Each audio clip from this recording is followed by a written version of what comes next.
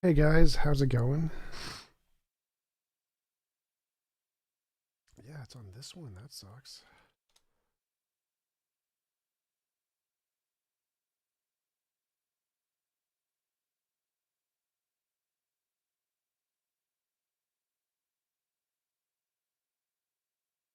That's annoying. Test. Test.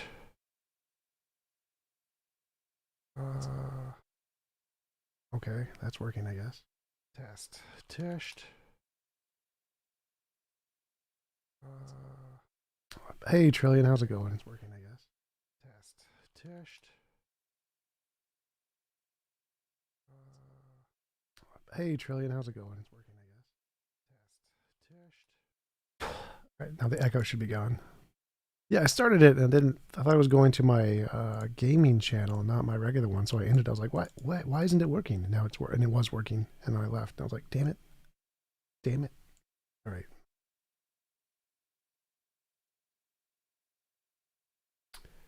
all right. Now that it's working, let's get this party started. 12. What is this? 12 design arguments that aren't evidence for God, from silly to sillier. Let's go. Ooh, more arguments that aren't evidence for God. Woohoo. I don't think CC understands that arguments aren't evidence. Like, I have an argument for God that's equally as good as all of these. Potatoes. Potatoes exist, therefore God. Potatoes, therefore God. That's an argument. Is that evidence? Nope. Arguments are not evidence. The evidence is contained if you can justify the premises with some kind of novel prediction stuff. Otherwise, it's just a bunch of words. Oh, nice, Travis. Darth got kicked out of Clubhouse. That is wonderful. That is wonderful. Like, we need to invite him to our server. I want Darth in my server. That would be beautiful.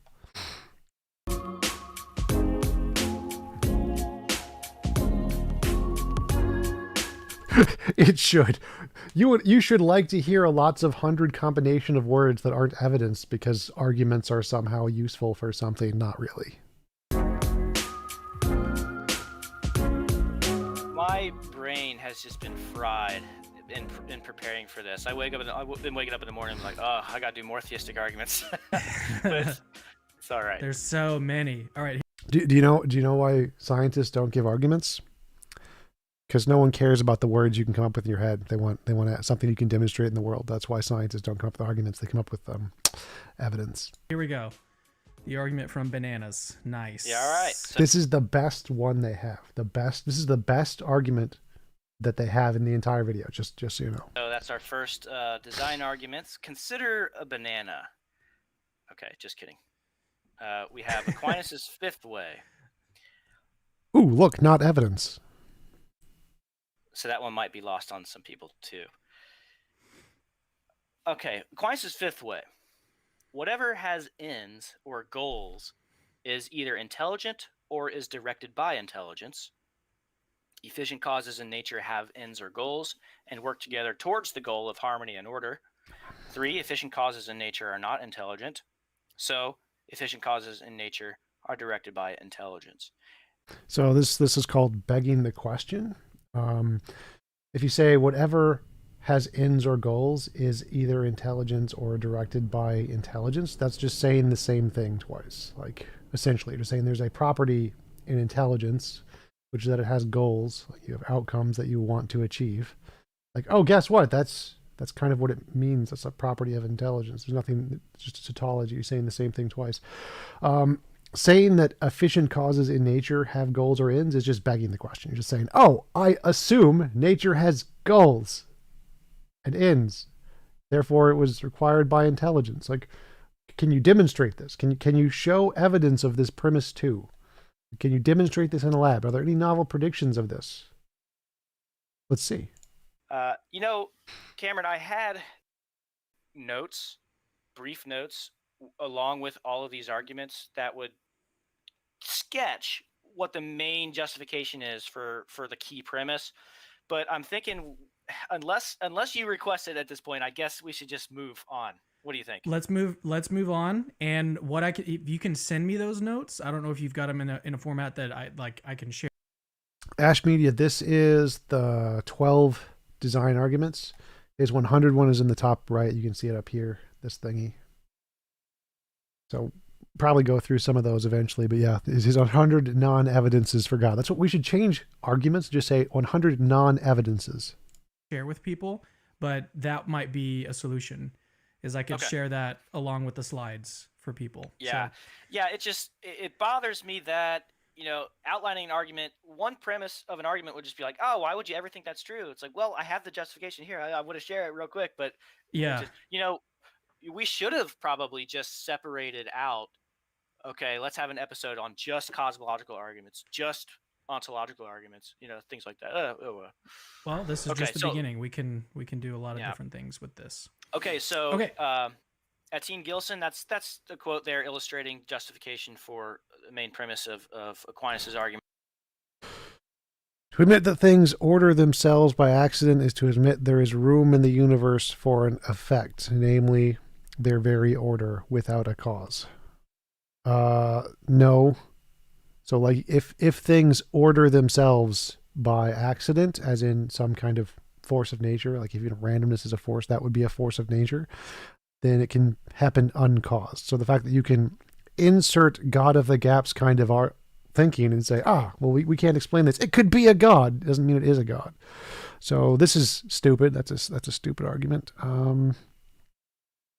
Is sufficient to explain the particular function of the body, yet it by no means explains why the different bodies in their different functions arrange themselves in harmonious whole. Laws of physics. Laws of physics are the explanation there. There's no mind to it. Done.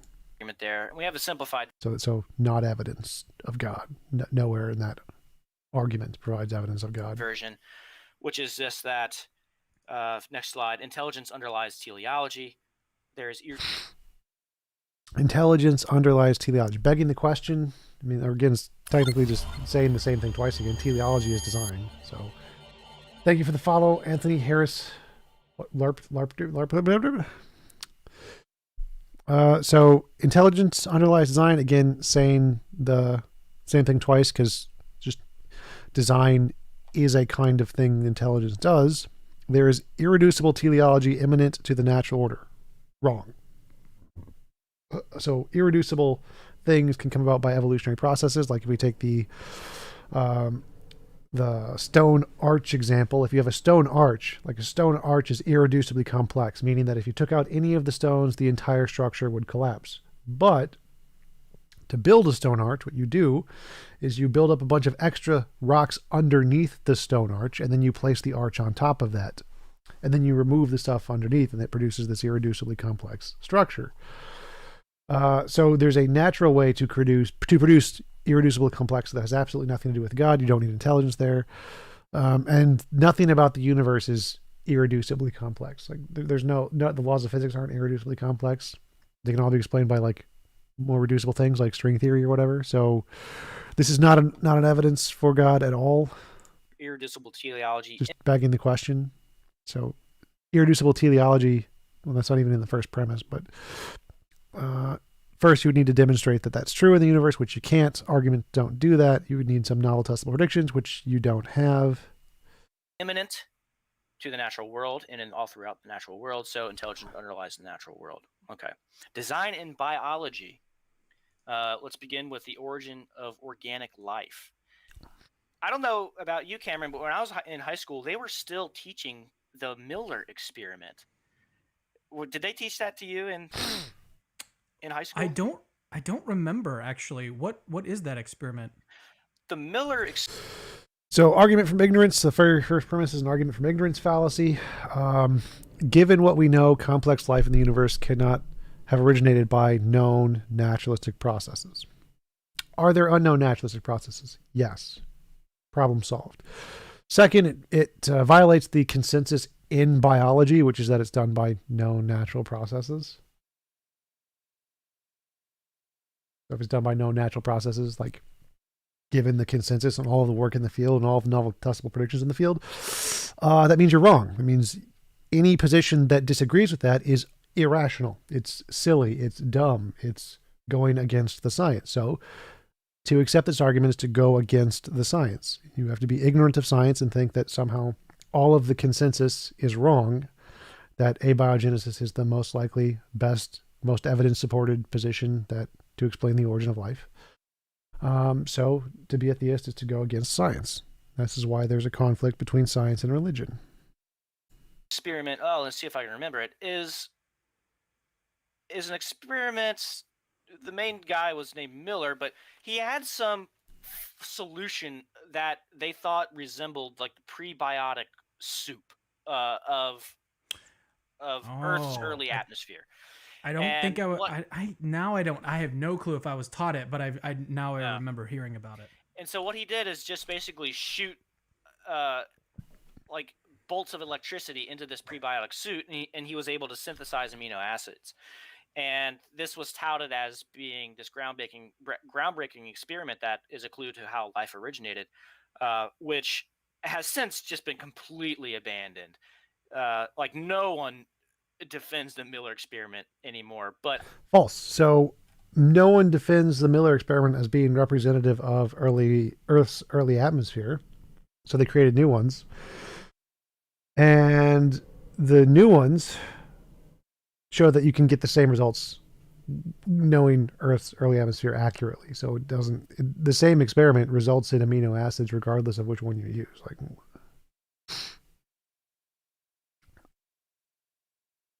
it doesn't, like, they've done new experiments to correct for the new data and you get the same results.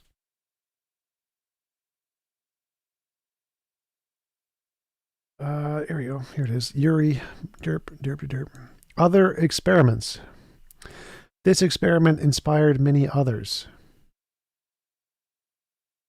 This suggests the origin of significant amounts of amino acids may have occurred on Earth's even with the atmosphere containing carbon dioxide and nitrogen. So all of these experiments were repeated. This one was 1978. This one was 2007. 2007. You can't see that on the screen because my face is in the way. Hide my face. 2007, Fox and Douglas. 2008. 2008. So these experiments that he's discrediting because he's a silly theist have actually been repeated with new data to show that, yeah, this is all the same results apply to Earth's early atmosphere, no matter which version you use. The one we thought it was 40 years ago, 50 years ago, 2020. So that's like almost 50 years ago. Or what we know it was today, you still get amino acids. It's still the origin of life. It's still why it's the consensus in every field of biology and why no one takes the design hypothesis seriously. So again, to support this argument, you have to reject science. I asked around, and apparently it is still taught in high schools. I can't believe that. I couldn't believe that it's still taught in high schools. Anyway, we have an argument in biology from organic life. Given what we know, complex organic life in the universe could not have originated naturalistically. If, given what we know, complex organic life could not have originated naturalistically, it's reasonable to believe that it originated supernaturalistically. Wrong. So that's argument from ignorance. Number 2. First thing, given what we know, that's like current knowledge. Currently, we don't know of a naturalistic way to generate the origin of life. That's fair. Does that mean there isn't one? Does that mean that it's reasonable to conclude that it's not natural? No. That's like saying if we see some phenomenon like lightning or whatever, and we don't know how the lightning originated from naturalistic processes 2,000 years ago, it's reasonable to make up an entirely new, baseless, extra ontology of other stuff, completely different from all of the stuff we know about and has no reason to think it exists, and then say, this thing we can't explain is done by that. No. That isn't reasonable. That's never going to be reasonable. That's a blatant argument from ignorance fallacy, saying we can't explain it naturally, therefore make up a new ontology isn't evidence. It's always going to be better to say it can be explained as an unknown kind of stuff we already know about, rather than make up an entirely new unsupported ontology and then say this new unsupported ontology can explain the thing. It's always going to be better, infinitely, to base it off of combinations of known things that we have reason to believe are not just imaginary, rather than making up an imaginary thing, which we don't have any reason to think is not imaginary, and then to say it did it. So, argument from ignorance fallacy number 2. So it's reasonable to believe that complex organic life originated supernaturalistically. And so we have some resources here. There's a classic book, Thaxton, Bradley, and Olson's The Mystery of Life's Origin, which is dated, and Meyer's It's a mystery, therefore God did it. Get out of the gaps. signature in a cell, in some respects, is an intended update of Stephen Meyer's debunked model that has been proven mathematically to not work because it conflates 2 different kinds of complexity and literally has mathematical errors that prove his own theory wrong. That Stephen Meyer's, like, oops. Mystery of Life's Origin. And so there you go.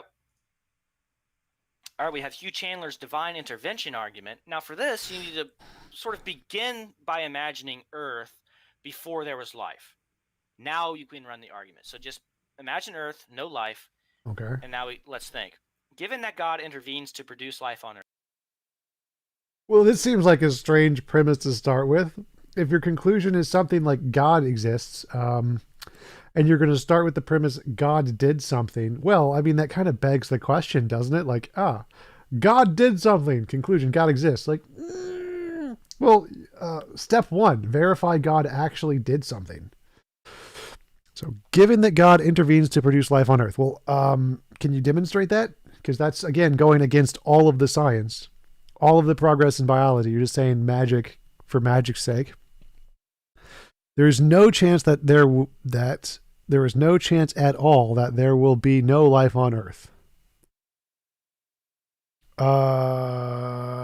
This is a confusing sentence. Okay, so if his argument is that given God's nature, he will necessarily produce life if what they assume God is to be correct. The probability of the conjunct, God intervenes to produce life on Earth and life does not occur on Earth, is 0. So literally all he's saying is, if God produced life, then there would not be life. Wow. Stunning. That is a stunning first premise. If God did not produce, if God produced potatoes, then potatoes would not exist. Genius. Earth. There is no chance at all that there will be no life on Earth. The probability of the conjunct God intervenes to produce life on Earth and life does not occur is 0. Okay, that seems true. 2, if God does not intervene to produce life on Earth, the probability that life will occur here is very low. Begging the question, like how did you come to that conclusion? Maybe it's 1. Maybe like necessitarianism is true, and the universe will necessarily produce life. So that's again kind of an argument from ignorance. It's probably going to be like, given what we currently know about the laws of physics, life being a result of natural processes is very low because of all the different universes we can imagine being produced by our laws of physics. Most of them would not have life or something along those lines.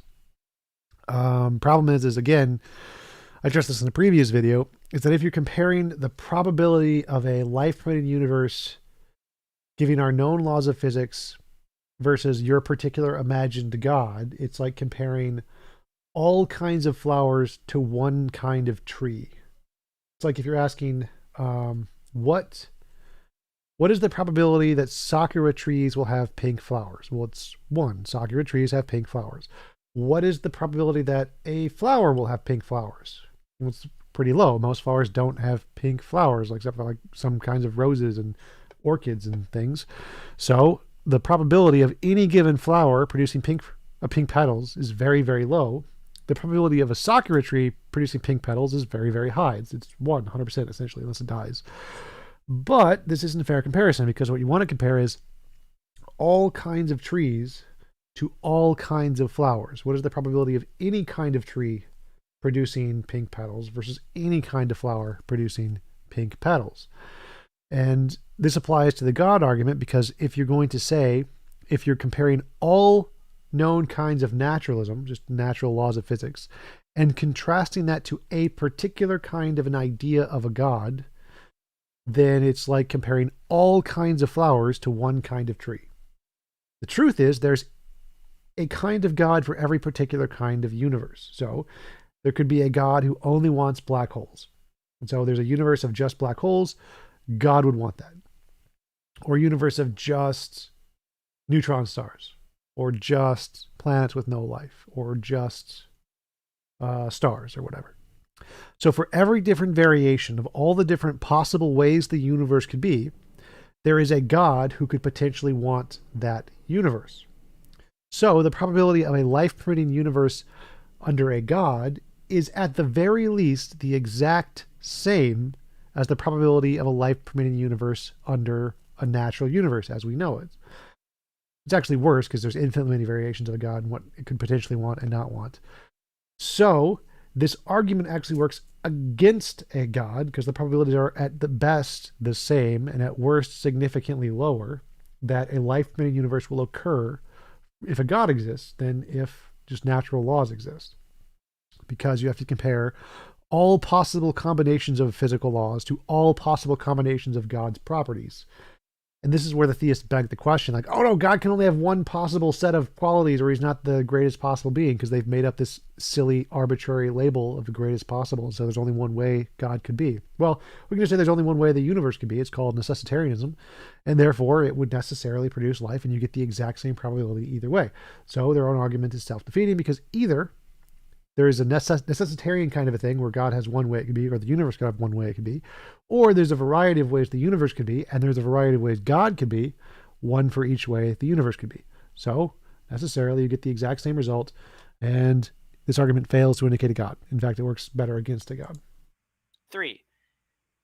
It is just as reasonable to bet that God will intervene to produce life on Earth as that he won't. The subjective probability here is around 50-50. That would be wrong. That would mean that 50% of all gods would create life and 50% of all gods would not create life, which is incorrect. The vast majority of gods would not create life because we can say for each possible way the universe could be, there could be a possible God to want it. So the probability a God would create life is actually smaller than the probability of it being produced by universe forces. Let's just take that for argument. Pretty conservative assumption there. But there will be life on Earth. We know that because there is life on Thank you for the super chat, Cosmic. Appreciate it. Earth. So it's very likely that God will intervene to produce life on Earth. It's a probability argument for God's It fails. producing life on Earth. Yeah, interesting that's argument. No, it's not. It's not. There's nothing interesting about this argument. And you can find this defended in Faith and Philosophy. Nice. It's interesting because it's a purely philosophical argument. And it's purely wrong too. For the origin of life, for the theistic origin of life, it doesn't depend on any empirical science. Okay, so design and biology, we have organic structures. Well, here let me just bust some myths about Hume and Paley. I was taught almost all introduction to philosophy texts. They treat the design argument before Hume, and then they present Hume as just demolishing Paley's design argument. He did. But in fact, Hume wrote after Paley, not before. That's how they present. Hume wrote after Paley, not before. But in fact, Paley wrote before Hume. After Hume, in cognizance of what Hume had written. So he developed his design argument, having already read Hume's criticisms.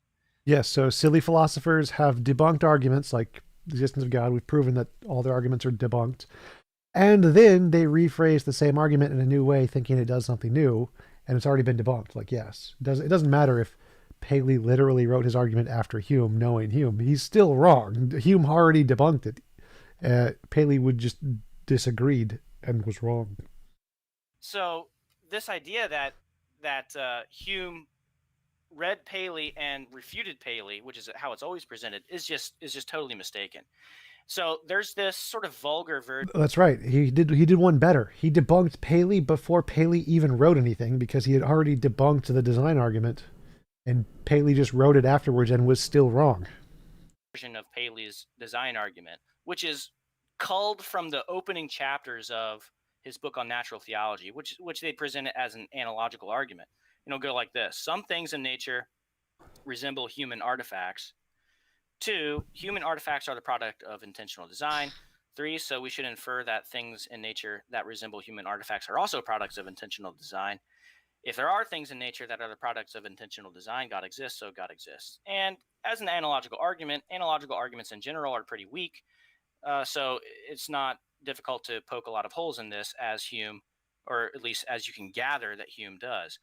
But what more careful scholars on Paley's design argument have pointed out is that a more faithful version of Paley's argument isn't really analogical, it's deductive. And it would go like this: if X is design-like, then X can only be the product of intentional design. Okay, so this is a problem right here. If it's design-like, mean it resembles design, it looks like it's designed, then X can only be the product of intentional design. Now let's see if this premise holds true. What's the thing called again? I forgot. Seen faces in trees. Oh wait, no. Images. Yes, see here. Yep.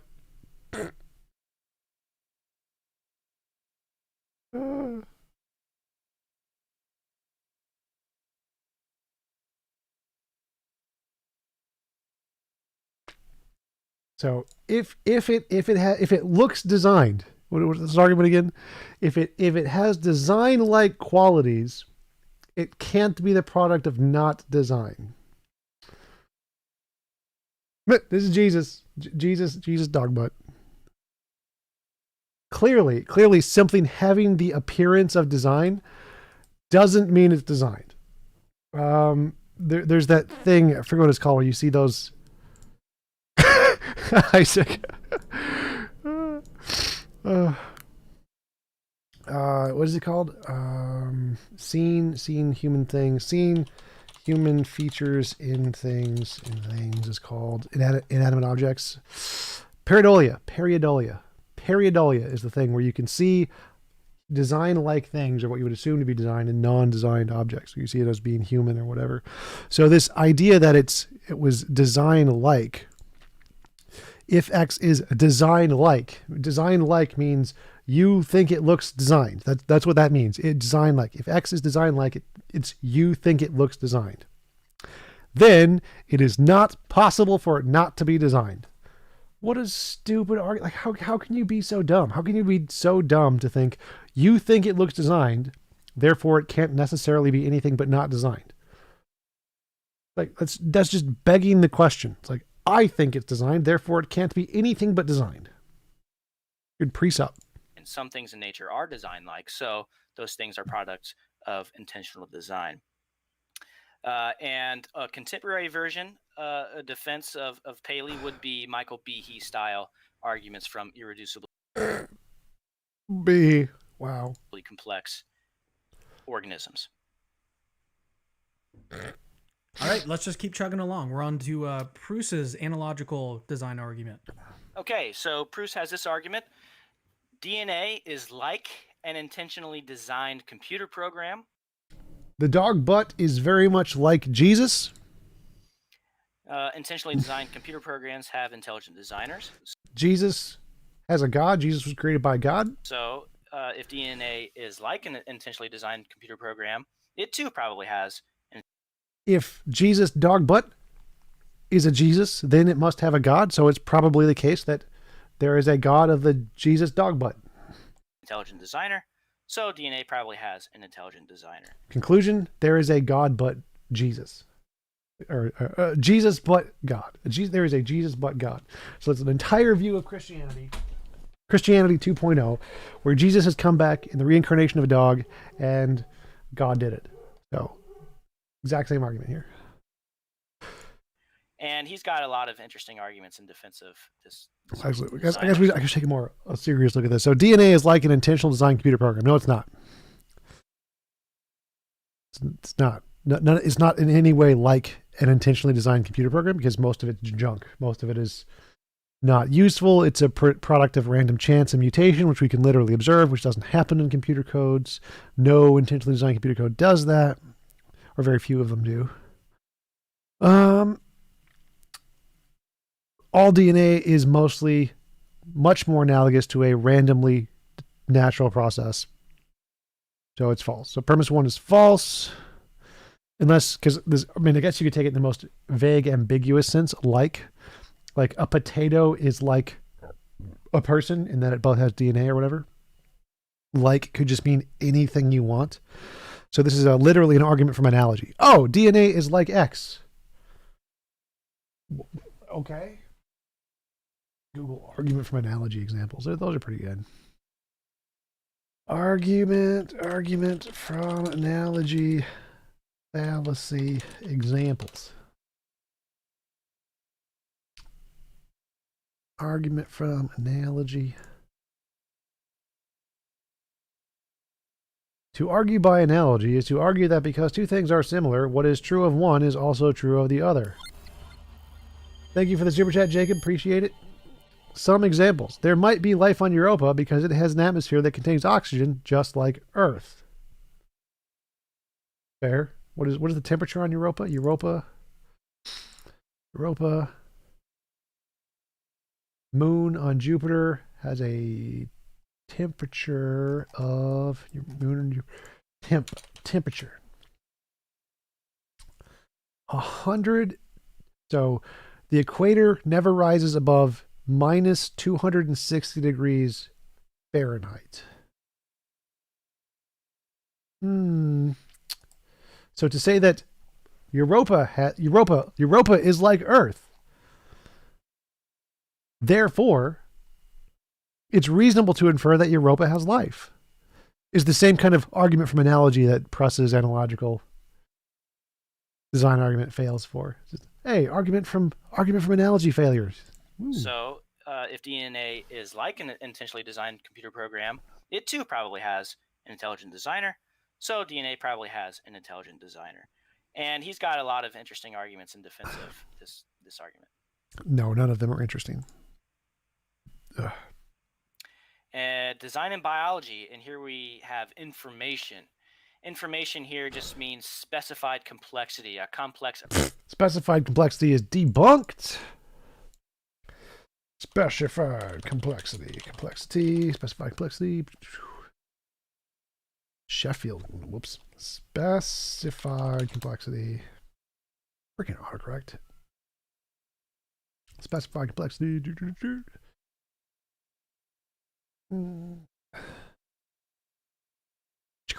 Specified complexity. Specified complexity is a gracious term. Oops. See what we got here. Criticism. The soundness of Dembski's concepts of specified complexity and the validity of the arguments based on the concept are widely disputed. Thank you, long line of Vidius, for subscribing. A frequent criticism is that Dembski has used the term complexity, information, and improbability interchangeably. The number measures are properties of these things different times. So complexity measures how hard it is to describe an object, such as its bit string. Information is how much uncertainty about the state of an object is reduced by knowing the state of another object or system. And improbability measures how unlikely an event is given a probability distribution. So he's conflating three terms which he uses interchangeably into his equations, which are totally made up. So I think we can find specified complexity getting debunked somewhere. Pseudo. No pseudoscience. CSUD. No. Specified complexity.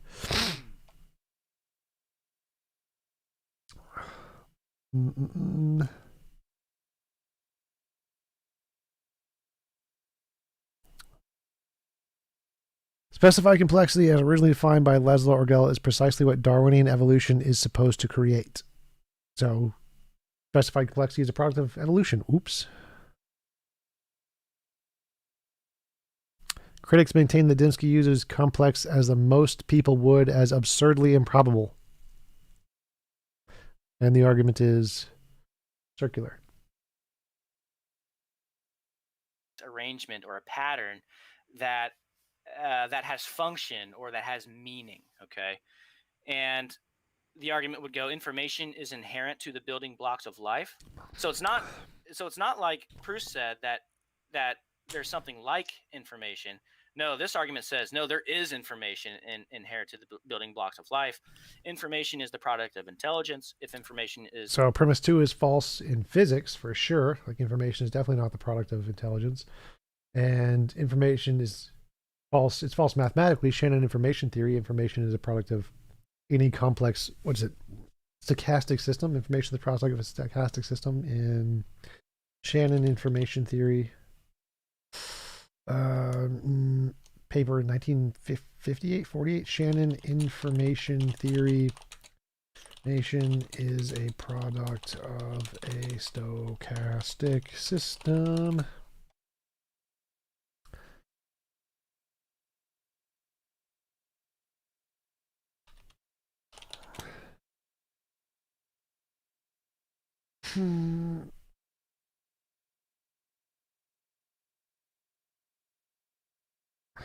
Theory.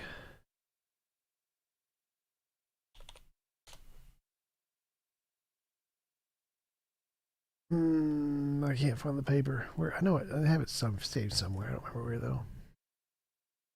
The information product of a stochastic system, which isn't a mind. So, if information is the product of a stochastic system, not intelligence, then premise 2 debunked. Information is fundamental in physics, certain physics theories, which isn't intelligence. So premise 2 is false, debunked. So this is why arguments aren't evidence, because you just saying by definitions of things you've made up which don't correspond to reality. You actually have to demonstrate the premises are true with science, which they're proven false with science. Is inherent to the building blocks of life. Then the building blocks of life themselves are the byproduct of intelligence. So the building blocks of life are the byproduct of intelligence. And building blocks would be things like genes expressions, proteins, DNA, and so forth.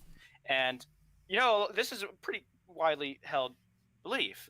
Bill Gates actually is often quoted as saying DNA is like a software program, only it's one that's infinitely more complex than even the most complex software programs that we have. So it's pretty much taken for granted that DNA is... Thank you, Isaac. Might not just be like information, it is information. This is actually a lot of fun because I'm more interested in cosmological arguments and even ontological arguments. So it's fun to see some of these from biology, as the way that they've been developed for God's existence. It's interesting to me. I'm really enjoying this. Yeah. I have some other notes here, but we'll skip those. Let's go to Tennant's argument from Cosmic Teleology. And Tennant, F.R. Tennant, he was the Richard Swinburne. Did I make an argument to debunk his argument? No, I did not make an argument to debunk his argument. I just proved one of the premises was false. Of the early 20th century. His work is just incredible.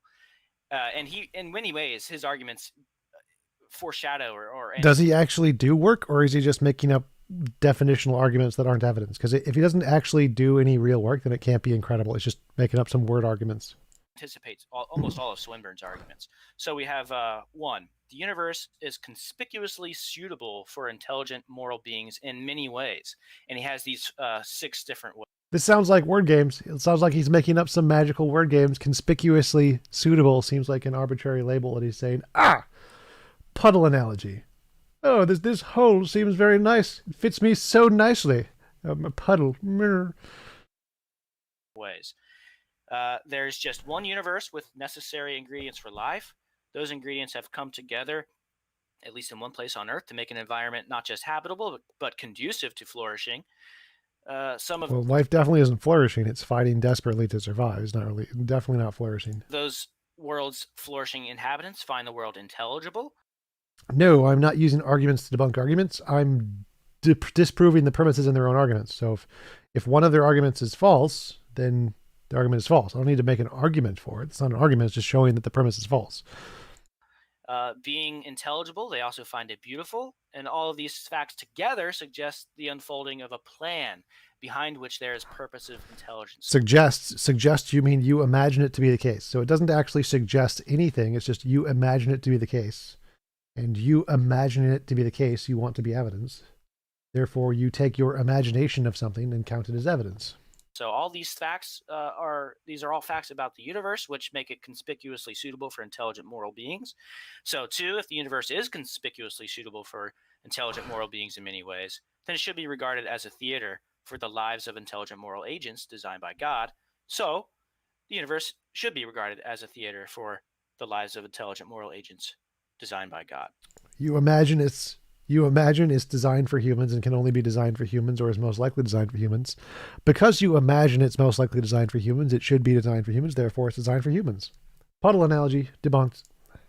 And the other remarkable thing about this argument is he was ahead of his time in that it presupposes compatibility with evolution. Almost no one prior to Tennant was making design arguments that presuppose compatibility with evolution. Yes, that's because after Darwin discovered evolution, theists had to change their entire argument because they realized their God was false, and so they had to move the God of the gaps back a stage and say, well, what explains evolution? God did it. And then once we solve abiogenesis, then you're going to have to explain, well, how did abiogenesis and the physics happen? God did it. It's another God of the gaps. So there you go. I'm streaming 2 separate videos at the same time. What? It's possible, actually. I think just one of them is supposed to be off, but it's just not.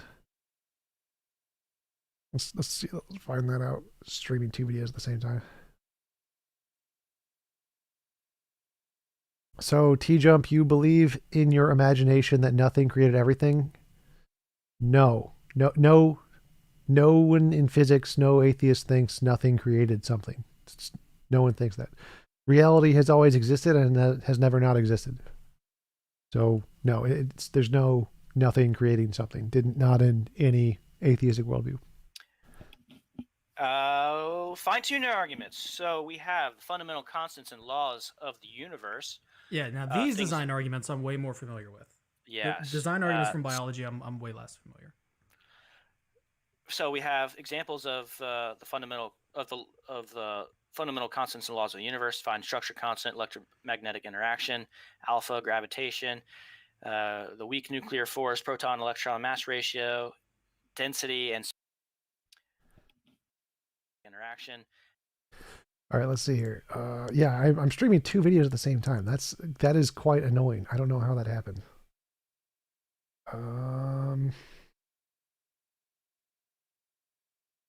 How did that happen?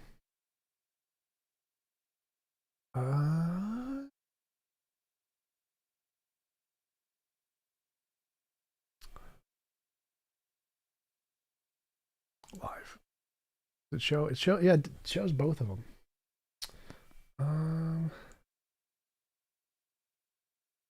That's annoying. All right, let's take this guy. I want to edit. Cancel.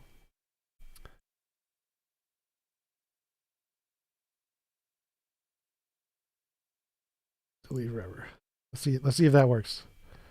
Hopefully that should fix it. I hope. Yeah, that's weird. That's a weird glitch. Streaming 2 videos at the same time. I don't know how that happened. One of them has correct punctuation and the other one doesn't. That's phenomenal.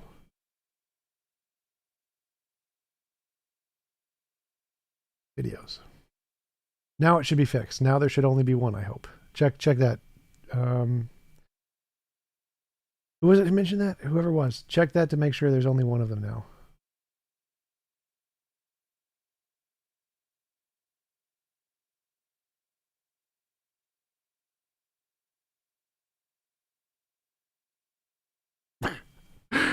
Ash, you're on Twitch. You can watch it on Twitch. Are you watching on YouTube? I guess that's fine, but whatever. Speed of the. But like, Ash, can you see if there should be another one there? Like, right? You can find the other one, right?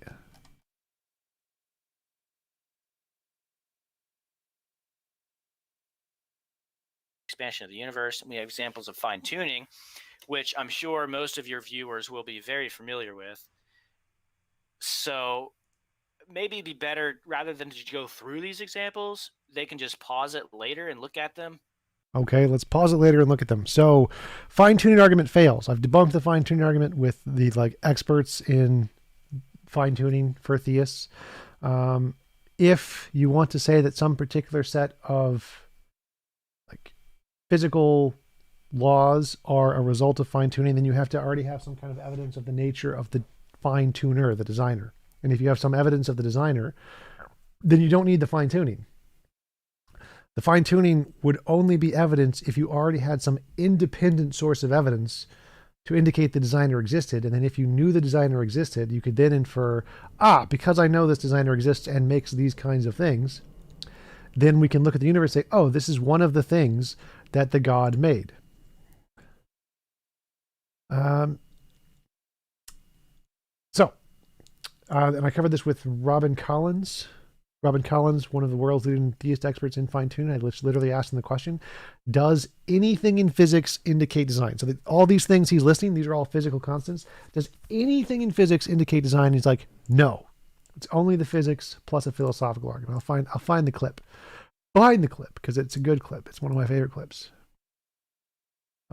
Search Robin Collins. This is the clip. Doink. Fair to say that if you don't include the philosophical argument and you just go based off of the physics, like combinations of principles, particles, laws in the field of physics, that doesn't support design at all. It is only supported when you add the philosophical argument of like morality to the physics. Yeah, that's true. I don't think the fine-tuning supports a generic design hypothesis. They're just some designer. I think if you just say some designer, that gives you no reason to think the designer would produce this kind of universes versus all others. Just like any improbable event, if you allow that, then any improbable event you could have supporting a design hypothesis. So no, I don't think that will work. I think you have to have a reason that's somehow out of the and not just simply ascribed to the nature, that comes out of something deeper in the nature of your postulate. So what that means is that even given all of these things that he's listing on the page, none of that is evidence of a God. None of this is evidence of fine-tuning. The only way any of that could be evidence of fine-tuning is if you had some kind of independent basis of evidence or to conclude there is this designer thingy, and this designer thingy has these properties to produce these constants. So if we had evidence of a God outside of physics, we could chat with God, talk to him, whatever, and we knew his nature and he said that he was going to make these constants or whatever, then we discovered these constants, that would be evidence, but we haven't. Right now they're just saying, I believe my invisible sky daddy has these properties, and in these properties he would create this fine-tuning stuff right here. That's all they're saying. They assume their God has the properties to create this universe. We see this universe, therefore they're God. So none of this in physics is evidence of God at all, until you get some independent basis of evidence to indicate that your sky daddy has the properties to make these things, which is why no one in physics takes the God hypothesis seriously. It's not something any physicist thinks is correct. All of the models in physics are like extra physical stuff. So string theory, many worlds, de Broglie, pilot wave theory, multiverse, no God. God hypothesis not taken seriously in physics. Good idea. And we have several different ways we could run a fine-tuning argument based on this data. One would be by elimination. The fine-tuning of the universe is either due to chance, physical necessity, or design. Design is a kind of necessity. It's not due to either chance or necessity, so it's due to design. Actually, all the evidence indicates it's either chance or necessity. It has to be one of those two. It can't be not one of those two. Design is a kind of necessity. Thank you for the super chat, Ryan Lyon. That rhymes. I like it. You're the greatest, TJ, but will you date Godless Girl? For a sufficient amount of money, I would date Godless Girl. I would not have physical relations with her because, it would take a significant more amount of money for that. I think she offered me like 20 grand or something at some point. That is not a sufficient amount of money. Not a sufficient amount. And that, of course, is Craig's favored way of formulating the argument, which he there's got actually from... some. Go ahead, say what you were going to say, and then I'll add. Yeah, something. well, he got that way of formulating it from William Dembski's book, The Design Inference. Taken from Dembski, not a good start. Like let's take from people who have been proven to be pseudoscientists and their entire ideology is debunked as mathematically flawed, and use those as a basis of an argument. Not a great start. I was just going to say that this version actually has some benefits that not many people know about. And so there's one in particular I'm thinking about right now, which is in the other versions, like you see from Robin Collins and even I think Luke Barnes might be susceptible to this, is that there's this question in the problem of evil literature about skeptical theism. So skeptical theism is this idea that we can't really be confident about what God would do in this world in terms of like what he would allow, what kind of horrendous evils he would allow and whatnot. So there's this question of like, how much do we really know about what God would intend or would do? And so this actually, if we think about that response to the problem of evil in terms of a response to these kind of design arguments, which seem to look at what God is intending to do with nature, then it would seem to actually cut both ways. So it would make us skeptical about these arguments from evil, but then it would also seem to make us skeptical about these arguments from design because we're not really sure what God's intentions are. But the reason why I'm even bringing this out and talking about this is because this version, I studied this a couple years back, and I discovered that this version by Craig is kind of clever because it doesn't actually involve that at all. It just says fine-tuning of the universe is either due to chance, physical necessity, or design. Fine-tuning is not due to either chance or physical necessity, so fine-tuning is due to design. So what's sort of interesting about this version of the fine-tuning argument is that it avoids all those types of concerns, which is interesting. And it's very, Craig is very careful when he formulates his arguments because this is completely compatible with his views on the problem of evil and what he thinks we can or can't know about God's desires. So I just wanted to point that out. So, it's kind of a side point. Yeah, if we compare that to the other formulations, which all have as a central. Well, none of that matters. So like, I think capturing Christianity's point here is that many of the versions of the design argument fail because there's multiple different ways that God could potentially design the universe, and so unless you have a particular kind of evidence of a particular kind of a God, then you can't say that this was designed by God because anything could have been designed by God because any way God's nature could be. And that does apply to all of them. It also applies to William Lane Craig's, to literally every version of the design argument. It's necessity. It's a necessary aspect of any design argument, like even design in archaeology or cars or whatever. In order for something to count as design, you must know something about the designer first. So that applies to all design arguments necessarily.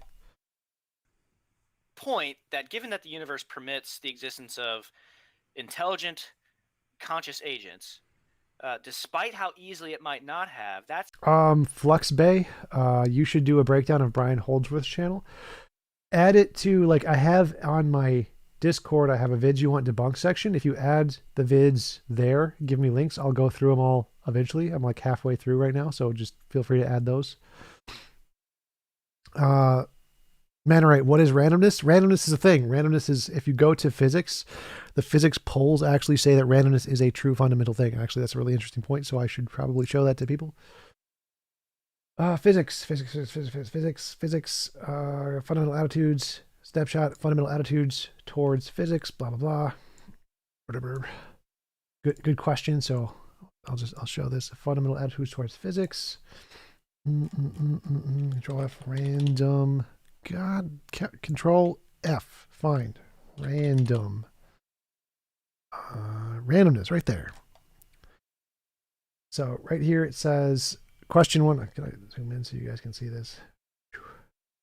What is your opinion on the randomness of individual quantum events, such as the decay of radioactive atoms? The randomness is only apparent. There is a hidden determinism. Randomness is irreducible, 48%. Randomness is a fundamental concept in nature, 64%. So in physics, this paper is a fundamental snapshot towards quantum mechanics. Studies in modern physics. The consensus right now is that randomness is itself a fundamental thing that exists in the universe. That significantly raises the probability of theism being true. Bayes epistemology fails, problem of the priors. True. And so the first one is just a quick Bayes argument. The probability that we have the evidence of fine-tuning, given our background knowledge, K, and theism is false, is very low. The probability that we have this evidence, if theism is true, is very high. So that means that the probability that theism is true is much more likely than its probability that's not being true, given the evidence. So the problem with Bayes epistemology is it's mostly a word game that's false. So in Bayes epistemology, something is evidence if the thing occurring if my hypothesis is true is higher than if my hypothesis is not true and no other variables are considered, then it's evidence. So for example, if you have a gold brick in your basement, the fact that leprechauns like gold bricks means, and would put a gold brick in your basement, means that that gold brick in your basement is evidence of leprechauns. So if the thing your hypothesis posits would do X and you see X, that's evidence of your hypothesis. This is called, that's exactly right, Alex Gross. Posterior probability relies on several arguments destroying assumptions. That's right. So this is a posterior probability, saying that if my, like we see X, we see there's a gold brick, and leprechauns explain gold bricks, therefore this gold brick is evidence of a leprechaun. Post hoc, ergo proctor hoc fallacy. For it to really count as evidence, you need novel prediction to say, here is something we don't know yet, and I expect to see this thing we don't know yet. And if that happens, then you have real evidence. But Bayesian epistemology is just essentially a way for theists to try and sneak in post hoc reasoning, which is false. So the whole problem here is that it works in the same way as my tree and flower analogy. Like if you say, we're going to start with, this is a second problem. The second problem with this Bayesian reasoning is the fact that if you compare all possible flowers to one kind of tree and say which is more likely to be pink, and you compare it to a sakura tree, well then obviously the chance of a sakura tree having pink petals is 100%. The chance of any random flower having pink petals is low. Therefore, if you select between these two options, sakura tree with pink or any given flower is pink, the sakura tree is more likely to have pink flowers than just any random flower. However, if you compare all trees to all flowers, you get a different result. So this is what the theists are doing there. It's called cherry picking. They're cherry picking a single kind of an idea of a God, which they think is one that would create the universe. Therefore, is it more likely that a God they think would create the universe, or that random forces would create the universe? Like, well, obviously, just like the sakura tree is more likely to be pink than any given flower, a God who would necessarily create the universe is more likely to create the universe than random forces.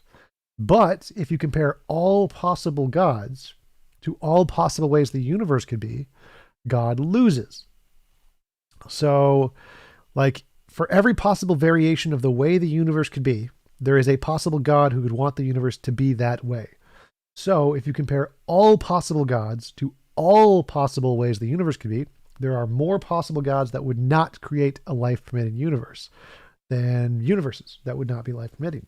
Therefore, if you want to make this argument actually work and not be gibberish mathematically false, you have to compare all flowers to all trees, not all flowers to one particular kind of a tree.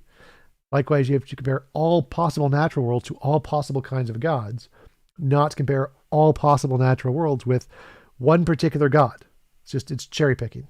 So this argument, Bayes epistemology always, pretty much their uses always have this fallacy in it, that they just assume their particular kind of a god and think the others are false, which is cherry picking further and weights the argument in their favor, like saying, oh, there's one particular kind of a tree, which is a sakura tree, and that's the only one. There's only one tree. The sakura tree has pink petals. Therefore, if we're comparing trees to flowers, there's only one kind of tree, and it's a pink flower tree, and so the probability of a pink flower tree is 100%. It's a really dumb argument. Probability of theism being true given the evidence is high. And alternatively, right, so I was just going to say we're at another 10. So is it time, or should we wait? Go ahead, because there are a handful of design arguments to get to yet. Okay. Well, let's finish Collins. Let's finish Collins. I have no idea what he you're likes talking to about simplify it to just the following: the probability that we have the evidence for fine tuning given the naturalistic. I have a typo here. K should be E.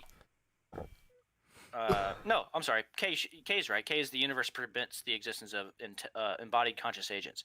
So I'm telling you, given man, that, this mental exhaustion is setting in. It is setting in. I know, me too. I'm like, so that is so the probability that the universe permits the existence of embodied conscious agents, given naturalism and there's only one universe, is very, very low. It's much lower than 1. But it's not unlikely given theism, so the evidence confirms theism over naturalism. So this is the same fallacy I mentioned before, cherry picking. If you assume there is one kind of a God, and that one kind of a God would create a natural permitting universe, and that one kind of a God exists, then it would produce a natural universe that allows for life. However, if you assume there's one kind of natural realistic universe and it necessarily produce life, you get the exact same probability. This is why it's fallacious to compare all possible kinds of known variations of the laws of physics to one possible kind of imagined God, when what you should be comparing is all possible kinds of known physical laws with all possible kinds of God. And then you get what I just talked about. The probability is worse for a God. So again, they're just cherry picking their own favored kind of a God and omitting the possibility that, oh wait, every different kind of a universe can have a God that wants exactly that kind of universe. So necessarily the probability is going to be worse for God. Or exactly the same at best. All right, so go ahead. How am I doing today? Andrews, I'm doing really good. My depression has still been cured, and I've been getting happier and happier recently. I've been doing really good. I want to start my own religion. I want to start the atheist religion, get a building, church. I want to build an atheist church. I don't want to build, I want to buy a church and just relabel it with atheist church, get a streaming studio, do like the atheist experience thing, get a call-in show, get a bunch of atheists to come up here, Minnesota, host call-in shows, build a big community like the atheist experience. Absolutely. I'm doing really good. So thanks for asking.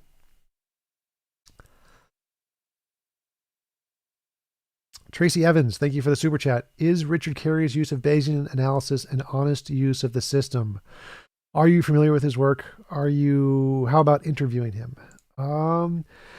I mean, it's more honest than the theist version. So Richard Carey's view is more honest than the theist version, and the mythicist position is very, it's significantly more supported than theism.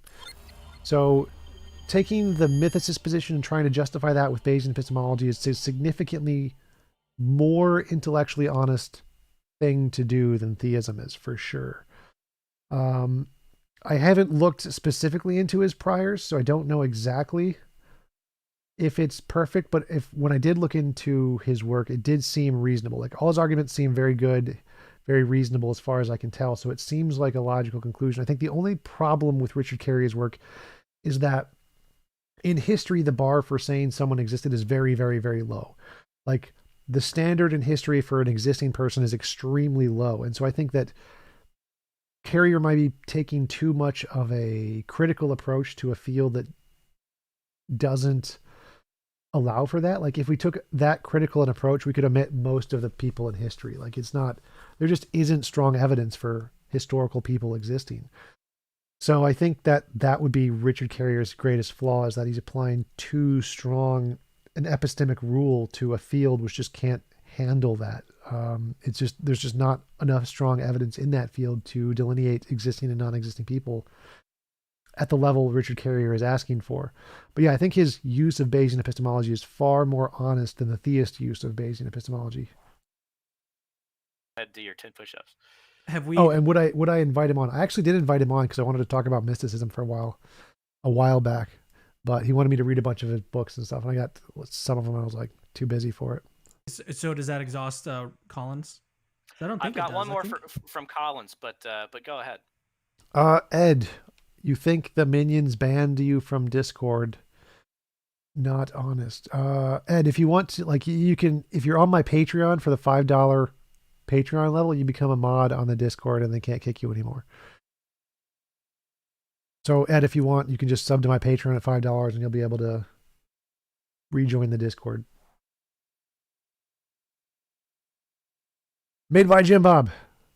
Any argument against the existence of God can be used against the existence of truth. No physical evidence exists for either. Why have faith in truth? I'm not sure I follow that, Bob. Like, I think, because truth is just a description. Does a sentence correspond to reality? So I don't think it would be the same, because we don't, like, I think truth exists as in a description, or so it doesn't exist outside of sentences, exist in sentences. So like, is the table true? Yeah, per month. So like, if you ask, is the table true? Like, no, there's no, the truth isn't contained in a table. Or is the TV true? No, the TV is not true. Is the world true? No, the world is not true. Truth does not exist in objects. Truth is a property of sentences. So if you say, does the TV exist? That sentence is true. The TV is not true. Truth does not exist in the TV. It exists in the sentence. Genius. Wait, you got kicked? Oh yeah, you got back on. You're good, Genius. Yeah, so they can do it, but I'll get you back on. So yeah, so truth doesn't exist in objects, it exists in sentences. Truth does not exist in the TV. The sentence that says the TV exists, truth exists in that sentence, because truth is a property of sentences to describe whether or not they correspond to reality. So truth doesn't exist anywhere in the universe. It's just whether or not the sentence you say describes reality. So I don't know how anything that would be considered evidence of a God would work in that sense, to work against truth. Okay.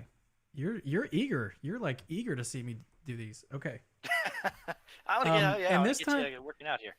Thank you. And also, this time you don't have to be so quiet, so people don't just like awkwardly listen to my breathing. Well, I would count, but I can't. I can hardly see your shoulders. You can't see me.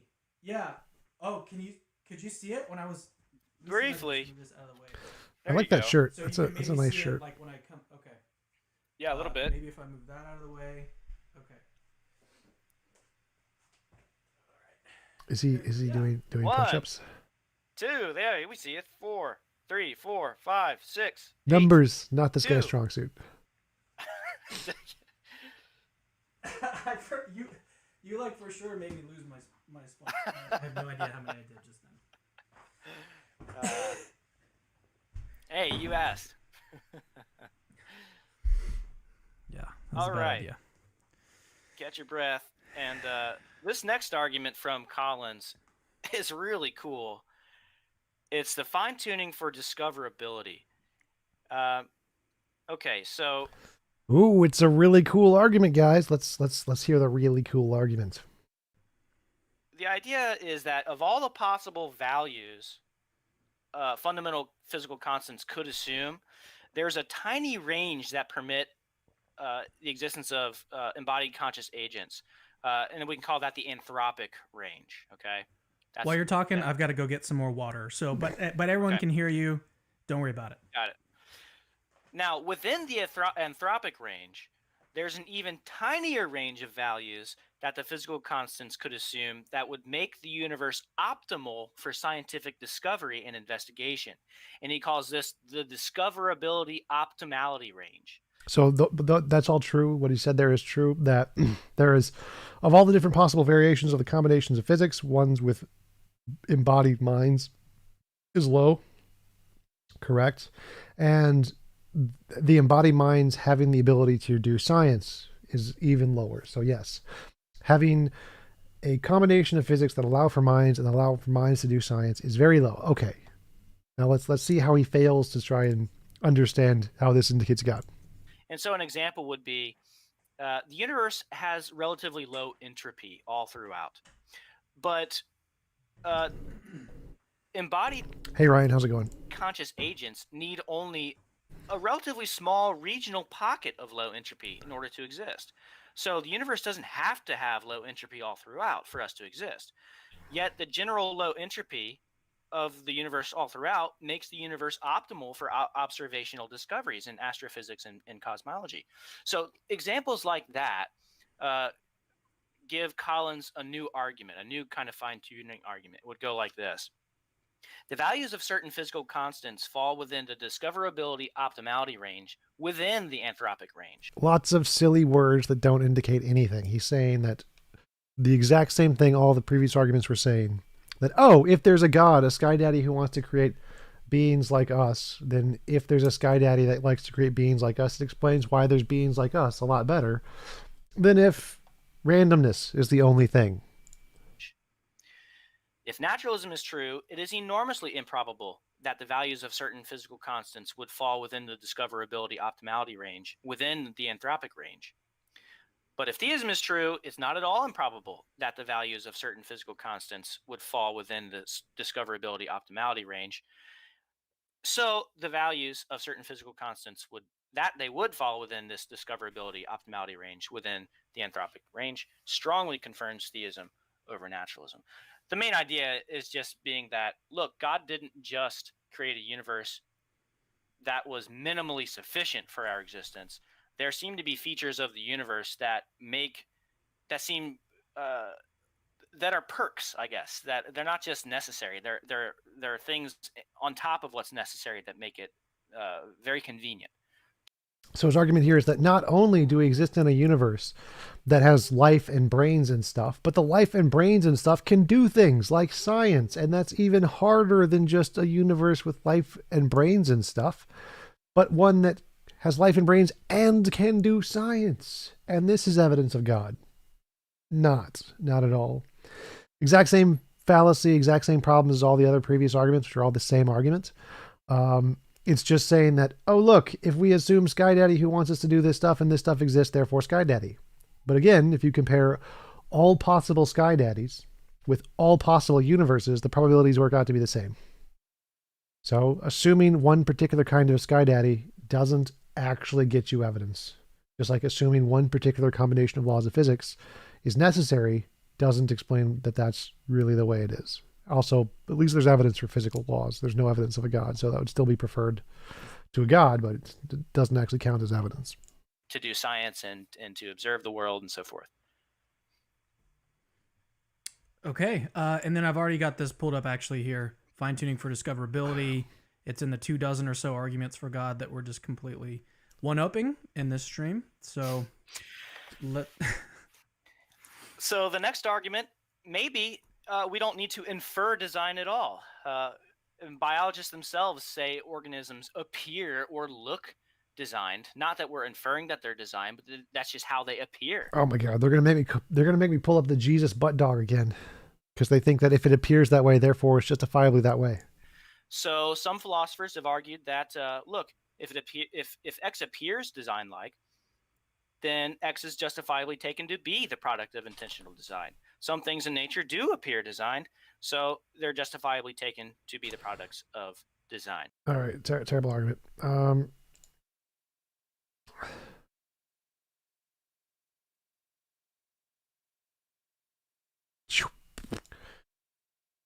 This picture looks like an owl, therefore it must be an owl. Genius. Oh my God! Like if we just use theist arguments for everything, the world just seems like such a prettier place.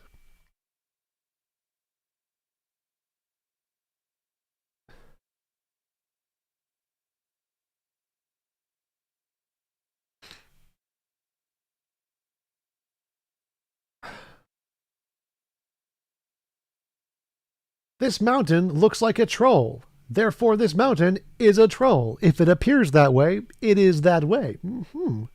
Theist Reasoning 101.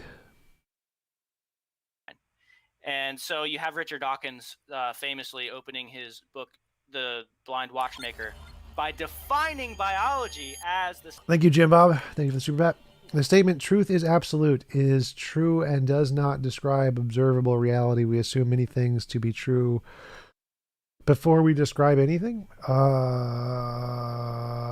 What? Like the statement, sentences can describe reality accurately. Like, yes, that's true. I don't know. Truth is absolute. I don't know what that means. I mean, I guess.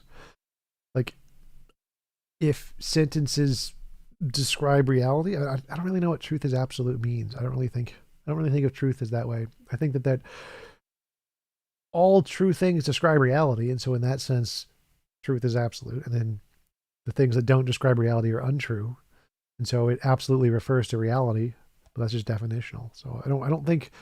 I mean, we obviously assume things are in reality before we make sentences to describe reality. But reality existed before the truth did. Study of complicated things that give. Oh, Nick, I was going to do the dog butt picture, but I didn't want to get repeat myself. I already put the dog butt picture on the screen, so I got to do something different. Keep things interesting. Also, that one guy was eating, so I don't want to make him spit on his screen. That'd be bad. I'd be liable for that probably. The appearance of having been designed. And you have Crick saying that biologists must constantly keep in mind that what they see is not designed, but rather evolved. We just, if you take the principle that, look, if how something appears is evidence of how it is, these things in nature appear designed, so that's evidence that they are designed. And you could run an argument from design in biology or Did he literally just say, I've just made a parody of saying that. If it looks designed, it's designed. Well, if you do that, well, it's designed. He just verbatim stated my parody of his argument as his actual argument. From, the cosmos in general with this sort of reasoning. I mean, thank you for granting that my parody was an accurate representation of your argument. It looks designed, therefore it's designed. If we grant that it looks that way, therefore it is that way, that's a great argument. Well, okay then. Hello, welcome to Capturing Christianity. I've got Dr. Chad McIntosh with me today, where we're giving you 100 plus. This is about 150. No, I think it is exactly 150 arguments for God's existence. We have been working, and by we I mean you, Dr. McIntosh, you've been working on compiling this list of arguments. That's right, Clout. So much of that comes down to I can't understand it working and any other way, therefore I must be right. Correct. It's called an argument from ignorance. That is exactly correct. For a long time, we've been working on this stream for it feels like months at this point. Dr. Chad is such a Chad. That's such a Chad. Point, and we were just talking about the fact that we could have even, been preparing for another month. Like there's so much to do and so much out there and so much to cover. Yeah. And this is also going to be it felt like I was back in college cramming for an exam. Haha, Trillian. I see what you did there. A big pile of arguments. Yeah. And this is, so just to set you guys up of what to expect today. If you're just starting this video and you're kind of like, okay, what's going to happen in this video? Basically, we're going to run through an overall outline of 150 arguments for God's existence. And then we're also going to provide resources on what you can do if you want to learn more about that argument. So this is going to be a very a kind of about Jesus, going to chapel, singing star went across the sky. It's a true story. Actually, my OCD... Cosmological doesn't indicate God. Ontological is just playing with definitions and false. Design is demonstrably false in physics. Morality is better explained without a God. Experiential. Anecdotal fallacy. Miracles proven false by science. Pragmatic. That's like, I'm guessing that's the Pascal's wager argument, which is proven false.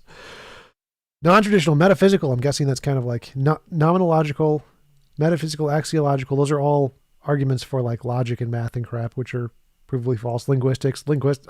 Really? There's a linguistics argument for God here? Like that's stupid. Like words exist, therefore God exists. Anthropological. Humans exist. So you're literally using an anthropogenic fallacy as an argument for God. Humans exist. Something like humans created it. It's us, therefore God. Well, that seems dumb. Noological? I'm not sure. That's probably another mathematical logical argument. I'm betting. Tendencies got the better of me, and I had to just start leaving arguments out, which bothers me. But I think 150, 155 or so is enough. I wanted to say though that also like these arguments are not just like random arguments that you're finding on Facebook. Yeah, they are. These are random arguments that you find on theist Facebook. They're pretty bad. In random Facebook groups, these are peer-reviewed, published. That's right. Arguments that have been defended by some of the smartest people ever. That goes to the point I was going to make is, it's hard to say what a good argument is. So if we have, I think one that's supported by empirical evidence, that's what a good argument is. Pretty easy. It's the very next slide. Consider this theistic argument. It's a novel argument. Let's call it the Dixie argument. Either my cat is named Lucifer or God exists. My cat is not named Lucifer, so God exists. This is literally as good as every one of those arguments he just listed. okay, look, I think that's a sound argument for God's existence because I think both of the premises are true. I think God exists, and my cat is not named Lucifer. Her name is Dixie. The problem is that's not an argument that any rational person would take seriously. By contrast, all of the arguments that we'll look at are arguments that are taken seriously by rational people, professional philosophers with PhDs who have published these arguments in the highest tier journals of peer review. Okay, so just for to get a handle on what is a good argument, let's just say an argument that a rational person can take seriously. Okay, so the list we're going to look at. A good argument is an argument a rational person can take seriously? That doesn't sound like a very good definition of a good argument. People are too stupid. So it's saying that some person I consider rational could take this seriously. Does that mean that any valid argument would be rational? That's a bad explanation. It's not exhaustive. There's some arbitrariness in how I categorize some of the arguments. One argument can be categorized under different categories. Most of the outlines are my own. I tried my best to keep them simple and accurate. I reached out to many of the philosophers who published these arguments to confirm that I've understood them correctly, and I heard back from most of them. I want to keep the presentations brief, which is risky. That's the biggest risk in this, because if you keep it brief, it runs the risk of someone just dismissing it. It's like, oh, that's a dumb argument or something like that. Yeah. But keep in mind, look, if you come up with an objection on the spot to one of these arguments, it's very likely that this objection is dealt with or wrestled with in the paper that we're going to be referencing, okay, in the publication the argument comes from. So this is more, you can think of this more as, like you said, an overview of the vast terrain of theistic arguments. This is not our endorsements of any of these arguments, and this is not an apologetic per se. This is not a cumulative case per se. Now, when I was sharing the link to this video, I saw a comment, the top comment on the right.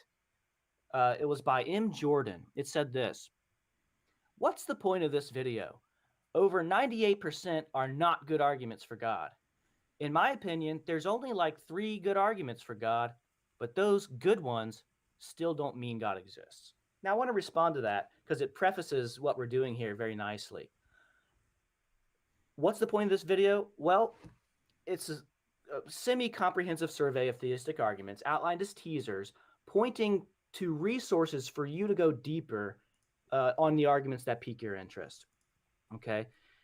That said, at the very end, I do want to play around with the numbers a bit, because a recent paper by Ted Poston called "The Argument from So Many Arguments" lays out, he gives a method for calculating the cumulative evidential force of many arguments put together. So what I want to do is give estimates on the force of these arguments at the end, where we can have bad arguments, which are just unsound. They have a false premise. We have weak arguments that are arguments that have premises that aren't obviously false, but don't obviously seem true either. Maybe they're just slightly more plausible than not. We have strong arguments, and so the conclusion is it up by like, and so the conclusion is there must, and so the conclusion is there the arguments. It's already, given that it's already been 20 minutes. Let's go ahead and get into the the first one. So here is the screen. So we're going to start with cosmological arguments.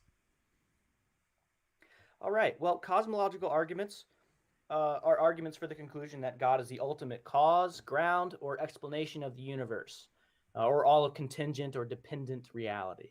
And there's no better argument to start with than Aquinas' first way, the argument from the unmoved mover. So we have Aquinas' first way. Premise 1, some things are moved. 2, whatever is moved by another. 3, there cannot be an infinite series of movers, and so the conclusion is there must be an unmoved mover. And Aquinas' stock phrase was, "And this is what all men mean by God."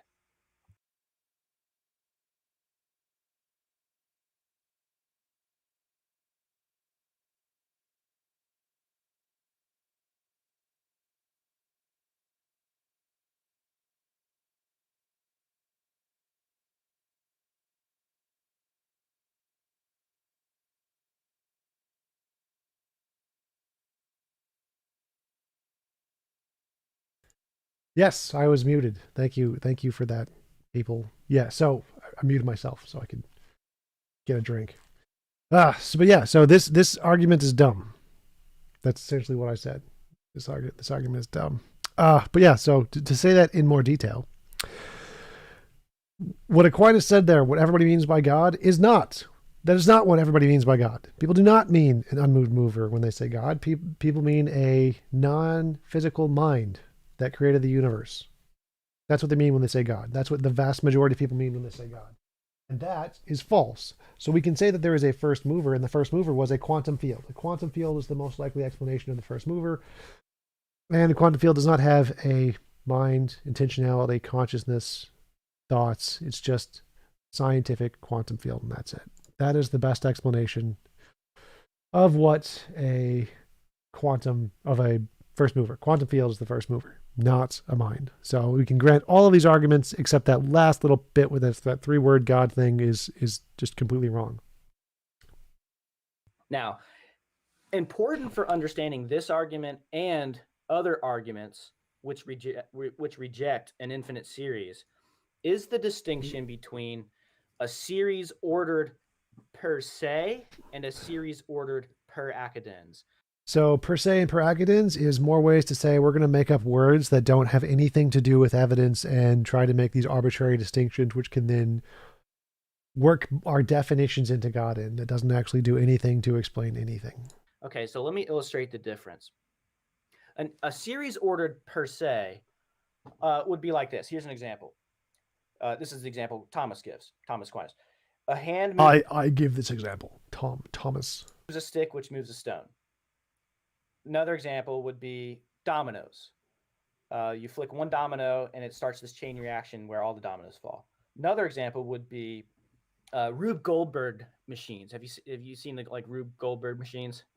Where yeah, of course, it's this insanely complicated device where one thing just sets off this chain reaction that ends in all these interesting series of things happening.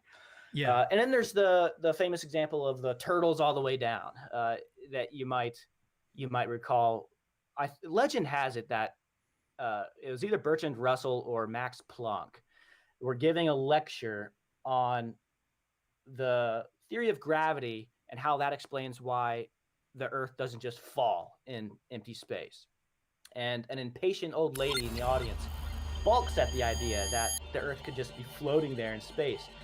And then Russell or Max Planck asks the lady, says, well, what is the Earth resting on then? And then she says, well, it's resting on the shell of a big turtle. And he says, well, what?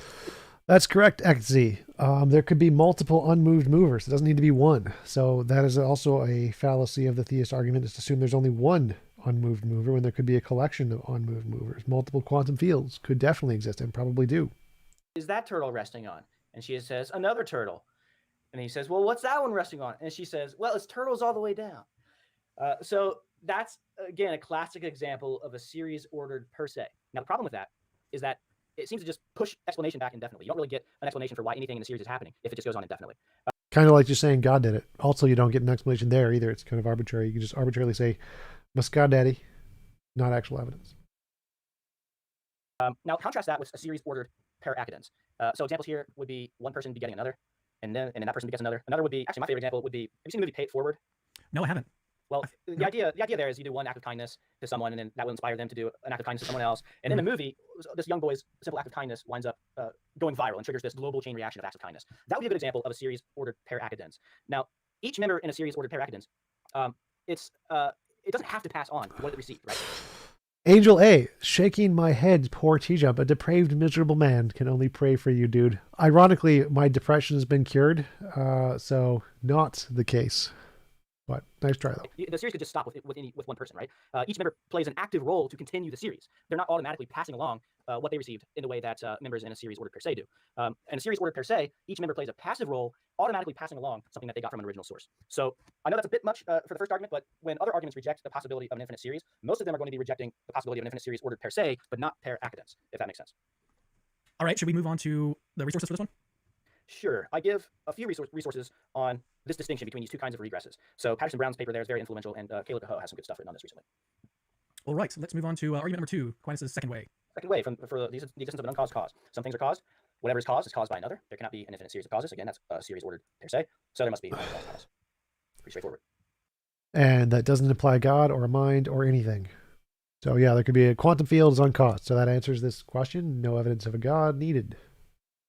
Next. Okay, do you want to say anything else about that one, or should we move on? Let's just move on. Okay, I like that.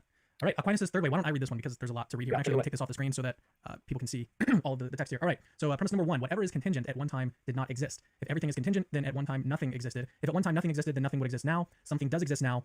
So not every being is contingent, so there is a necessary being. Premise 7, either the necessary being gets its necessity from another or exists necessarily of itself. Premise 8, there cannot be an infinite regress of necessary beings that get their necessity from another. And then the conclusion, so there is a necessary being that exists necessarily of itself. Yeah, it's a mouthful, but there you have it. Most of those premises, I think, are pretty straightforward. Right. Where can people go to find out more about Aquinas' 5 ways? Like, what's a good resource for that? No, I struggled with this. I didn't really come up with a good source. Anthony Kenny has a good book on Aquinas' 5 ways. I mean, you mentioned Ed Feser here. Ed Feser is really good. if you're looking for a defense of Aquinas on anything, Feser's pretty much just as good of a source as any other.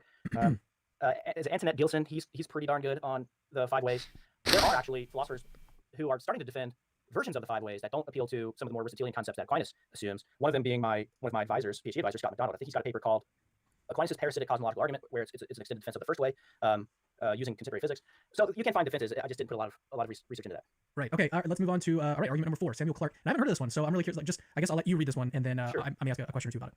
So an important distinction for this argument is the distinction between contingent things and dependent things. So that So a necessary being could also be quantum field. You can explain a quantum field as a necessary being. You do not need a God for that one either. No mind required. So all of the Aquinas' ways can be explained until you get to the moral one as a quantum field, and even the quantum field in some kind of physical law could explain the moral thing. You don't need a God for that at all.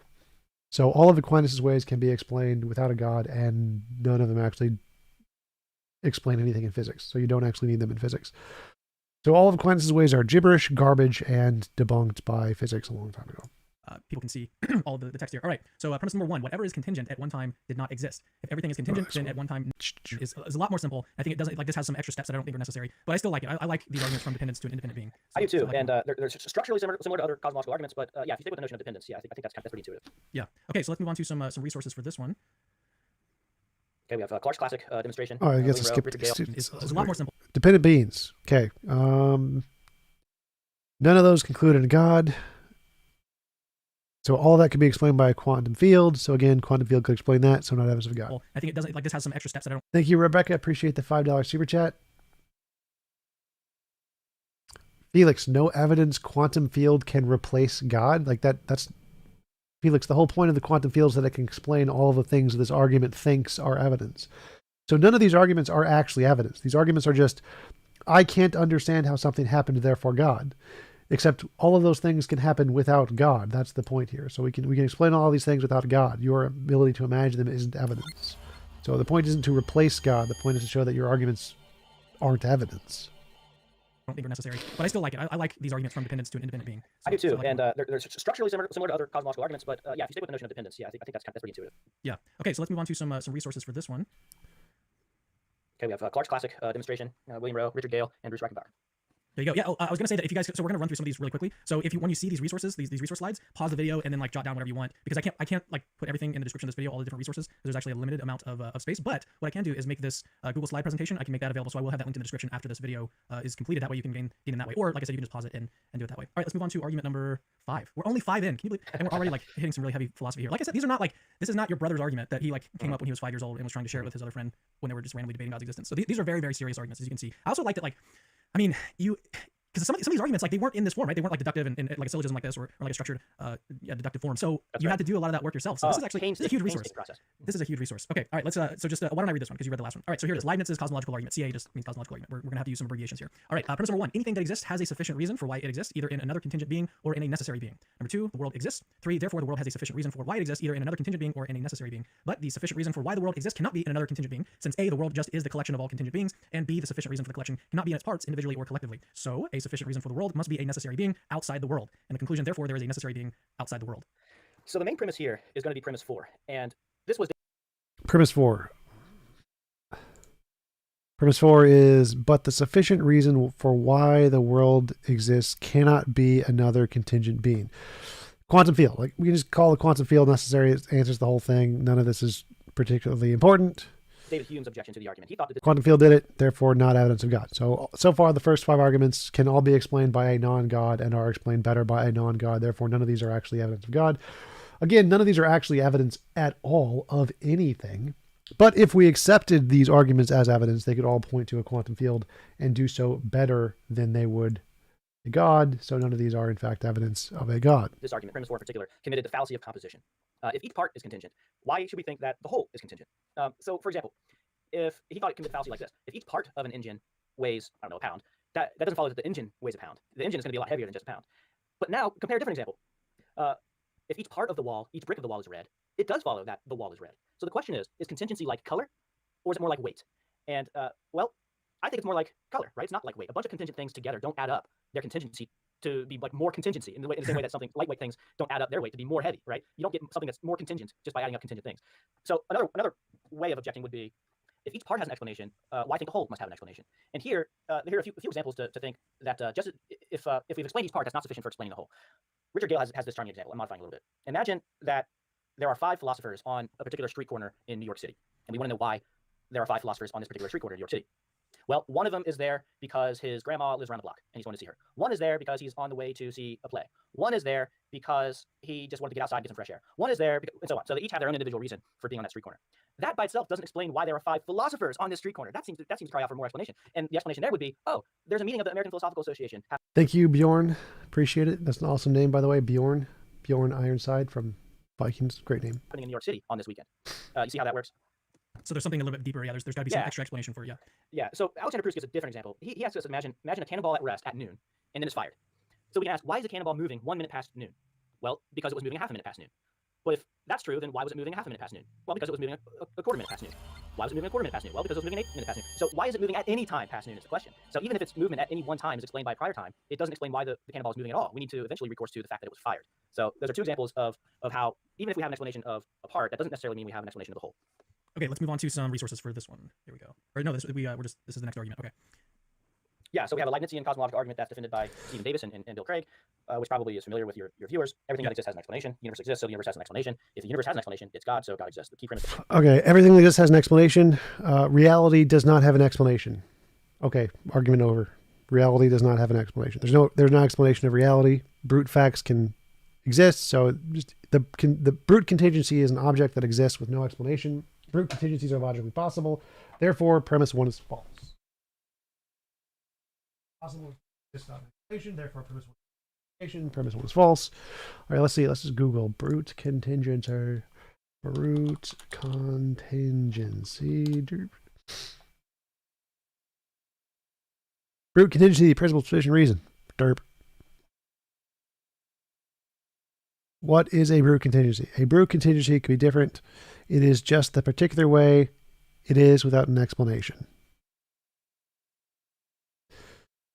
Say a universe exists necessarily means it couldn't have been different. That is totally different than proposing the universe exists as a brute fact. Not actually the case. You can say it's a brute fact. It was Reddit, freaking Reddit. Doesn't know shit. Brute fact. Brute contingency. Brute contingency, principle, sufficient reason.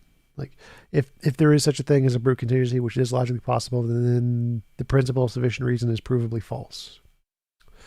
So, nope. There's 4, which he points out is logically equivalent to what the atheist has always maintained, which is that if God does not exist, the universe has no explanation. It's just brute. So it's a pretty strong argument. I think this is the reason why most philosophers reject the PSR is because brute contingencies are logically possible and brute contingencies are totally fine. So that's why most philosophers reject the PSR, as far as I'm aware. Okay, and which they do. Like, the PSR is widely rejected by most philosophers. Let's move on to some resources for that one. Stephen T. Davis, Cosmological Argument and the Epistemic Status of Belief in God. And William Craig's Reasonable Faith. Yeah, he's defended that one in a lot of his works. He's defended that one. Yeah. So, right, moving on. So now we are on to argument number 7. Proust, the Leibnizian argument from Alexander Proust. And I'll read this one because I just have such an affinity for Alexander Proust. All right, number 1 is every contingent fact has an explanation. Number 2, there is a contingent fact that includes all other contingent facts. Number 3, therefore there is an explanation of this fact. 4, this explanation cannot itself be a contingent fact. And then the conclusion, so the explanation of all contingent facts is necessary. What's like the number? So again, even if we just grant this argument, necessary being could be quantum field. So necessary being does not imply a mind or God of any kind. Not evidence of God. Number 1 objection to this argument. It's that the first premise is false. And the first premise is what's called the strong principle of sufficient reason. So they're just going to want to deny that. Yeah, premise 1 could also just be false because it could just be like a brute fact. What is the PSR? Principle of sufficient reason. PSR is the principle of sufficient reason, which states that everything that begins to exist, or that everything has a cause. It's possible that something, like there's just a potato that exists and it has no cause and it just has always existed, kind of a thing, or the universe or a quantum field or whatever. And so it's possible that there are things that exist without causes, those that would be called a brute fact. A brute contingency is also a brute necessity. So brute and necessary can be the same thing too. The whole point here is that even if we grant the entire argument, which you don't have to, you can just say, no, brute contingencies are a logical possibility, therefore the PSR is wrong. So if the PSR is wrong, premise 1 is false, and you don't need any of that. Or you can just grant the whole argument says this indicates not a God. It just indicates a quantum field. So this argument fails in multiple very easy ways to tell it's a complete joke. Every contingent fact has an explanation. There are brute facts. Okay, and some resources for this one: the Leibnizian cosmological argument in Craig Moreland's The Blackwell Companion to Natural Theology, which I've got sitting on my shelf back here. Nice, D. I just explained why most philosophers reject the PSR because brute contingencies are logically possible. Since brute contingencies are logically possible, the PSR is false. Not everything that begins to exist has a cause, or not everything that exists has a cause. And therefore, the PSR is false. So if brute contingencies are logically possible, the PSR is false. Most philosophers think brute contingencies are definitely possible, so you don't need the PSR because it's false. This one is also actually available on Proust's website, I believe. So if you just search for the title of this, then it'll pull up and you can watch it. You can read it for free if you want to learn more about his argument. And Proust, just like, you need to know who he is. If you don't, you need to look him up. You need to look at what the sorts of things that he's saying. I've even featured a couple of his talks on this YouTube channel that you can go and watch. One of them was on the argument from Unity, and another one was a sort of newish argument for God's existence from paradoxes, like the Grim Reaper paradox that I discuss, or that I've had other philosophers on to talk about. All right. Grim Reaper paradox is not evidence for a God. It's an argument against there being an infinite regress, which is also false because you would have to assume time follows the A theory of time, like everything happens sequentially. If time can jump or there's something that can manipulate time and start at multiple points, then it's not a paradox. Argument number 8, the Gale. So you asked what the strongest objection to the previous argument was. And it's what's called the strong principle of sufficient reason. Well, Alexander Proust and Richard Gale tried to come up with an argument based on a weak principle of sufficient reason, which is premise 1 here. For any proposition P, if P is true, then possibly there is a proposition Q that explains P. So it's a little bit weaker than that strong principle of sufficient reason. Possibly. It's possible. I can imagine it. If it's possible for me to imagine it, then it's also possible for you to imagine an alternative. Counter 4. Premise 2, all contingently true propositions in the actual world form a big conjunctive proposition. They use the term fact, but just for consistency, I'll just use proposition. BCCP, big conjunctive. That just means he's just saying, okay, contingent things are contingent. Like, great. All contingent things are contingent. What causes contingent things? That's the question here. Contingent proposition. Possibly, this is premise 3, possibly there's a proposition Q that explains BCCP. So contingent things could be explained by something else. 4, Q explains BCCP only if Q involves a necessary being. And this is because if Q were wholly contingent, Q would be in BCCP. So Q can't be contingent but necessary. Okay, so he's moved the first premise to the fifth premise, and now we can just say the fifth premise is false because brute facts are a thing. That's all he's done here. So all the Gale-Proust argument does for contingency is it takes the first premise that explains the PSR and moves the PSR to the fifth premise. So if the PSR is false and there are contingent things, that disproves the argument. And the argument has failed for the exact same reason. You've just restated the same argument, which fails for the exact same reason. And both of the objections that I presented, which debunk the argument, apply in this argument, just like I did the last argument. 1, brute facts disprove the PSR, so argument false. 2, even if we grant every premise of the argument, doesn't indicate a God, could just be a quantum field, argument false, not evidence of God. Premise 5, there is a proposition Q that explains BCCP that involves a necessary being. And this follows from 3 and 4, and it's provable in S5, modal system S5, which we'll talk about a little bit later. And the argument is this: look, if possibly Q explains P and Q explains P only if Q is necessary. Jay, thank you for the like. I don't know, was that I think that's a Twitch like, isn't it? I assume so. Where's the question? Jay, how is the quantum field a necessary existence? Exactly the same way a God is. Necessary existence is a thing made up by humans. It is a made up label to say the first most fundamental thing. So we can say the first most fundamental thing is a quantum field, and it is equally, or it's better supported that the quantum field is the more fundamental thing than a God is. So necessary existence is a made up human property to label the most fundamental thing, whatever the most fundamental thing is. And we have theists who are made up a whole bunch of different criteria they think that the necessary thing must have, but it's just their made up criterion. So whatever the necessary thing is, the minimum criteria for a necessary thing is the thing that is the base of all reality. Quantum fields could be that base. It is the best explanation of that base. So quantum fields are the best thing that could qualify as a necessary being. God doesn't even work for many, many reasons. One being consciousness has never been seen outside of brains. And to say that the most fundamental thing has a brain makes no sense because the fundamental thing is a composite of matter. Then possibly Q is necessary. In other words, if Q is possibly necessary, but if Q is possibly necessary, it follows in modal system S5 that it is necessary. So Q. Then we're on. Extreme. Are you saying quantum fields came from nothing and it always exists? That's extreme. That's a contradiction. If it came from nothing, it didn't already exist. Quantum fields always existed. They are outside of space-time, existing all through space-time, omnipresent, essentially, and eternal. They were never created. Nothing came from nothing. There was always reality. There was always quantum fields. Premise 6, Q explains BCCP only if Q reports a personal explanation. And the reason here is that there's a distinction between personal explanations and scientific explanations. Felix, it doesn't have consciousness. Quantum fields don't have consciousness. There's no intentionality, no brain, no feelings. It's just a field like gravity. So it's not exactly like God. We've debunked this argument many times, saying, oh, you're just changing the definition of God is a silly theist argument that theists like to use to try and like avoid the fact that, yeah, there could be other things than God that created the universe. Prove that's physics, just basic physics of what quantum fields is. Google quantum field. Scientific explanations are explanations in terms of the laws of nature, law-like generalities. Personal explanations are explanations in terms of agents and their intentions. So if we ask the question, why is the water boiling? You could give a scientific explanation in terms of the mean kinetic energy, the water molecule, blah, blah, blah. Or you could give a personal explanation, which is that I wanted to make some tea. So we have this distinction between these two kinds of explanation. Well, they point out, Gale and Proust point out that because... Molecular Academy. Wrong, T-Jump. All of these arguments are evidence. Evidence that theists lack confidence. I mean, lack epistemology. I mean, that's true. So all of these arguments are evidence that theists don't know how epistemology works. They're evidence that theists have crappy evidence. They're evidence that theists have way too much spare time. They're evidence that philosophers don't do anything real. It's evidence of lots of things, just not of a God. Scientific explanations are just generalizations over all contingent reality. Scientific explanations must also be contingent. So scientific explanations can't involve only contingent propositions, all of which are already included in BCCP. So which God of thousands means nothing. The second law of thermodynamics, energy cannot be created or destroyed. That's the first law. The first law of thermodynamics is energy cannot be created or destroyed. The second law is entropy. So almost right. The first law says energy cannot be created or destroyed. Therefore, that rules out God. That would be correct.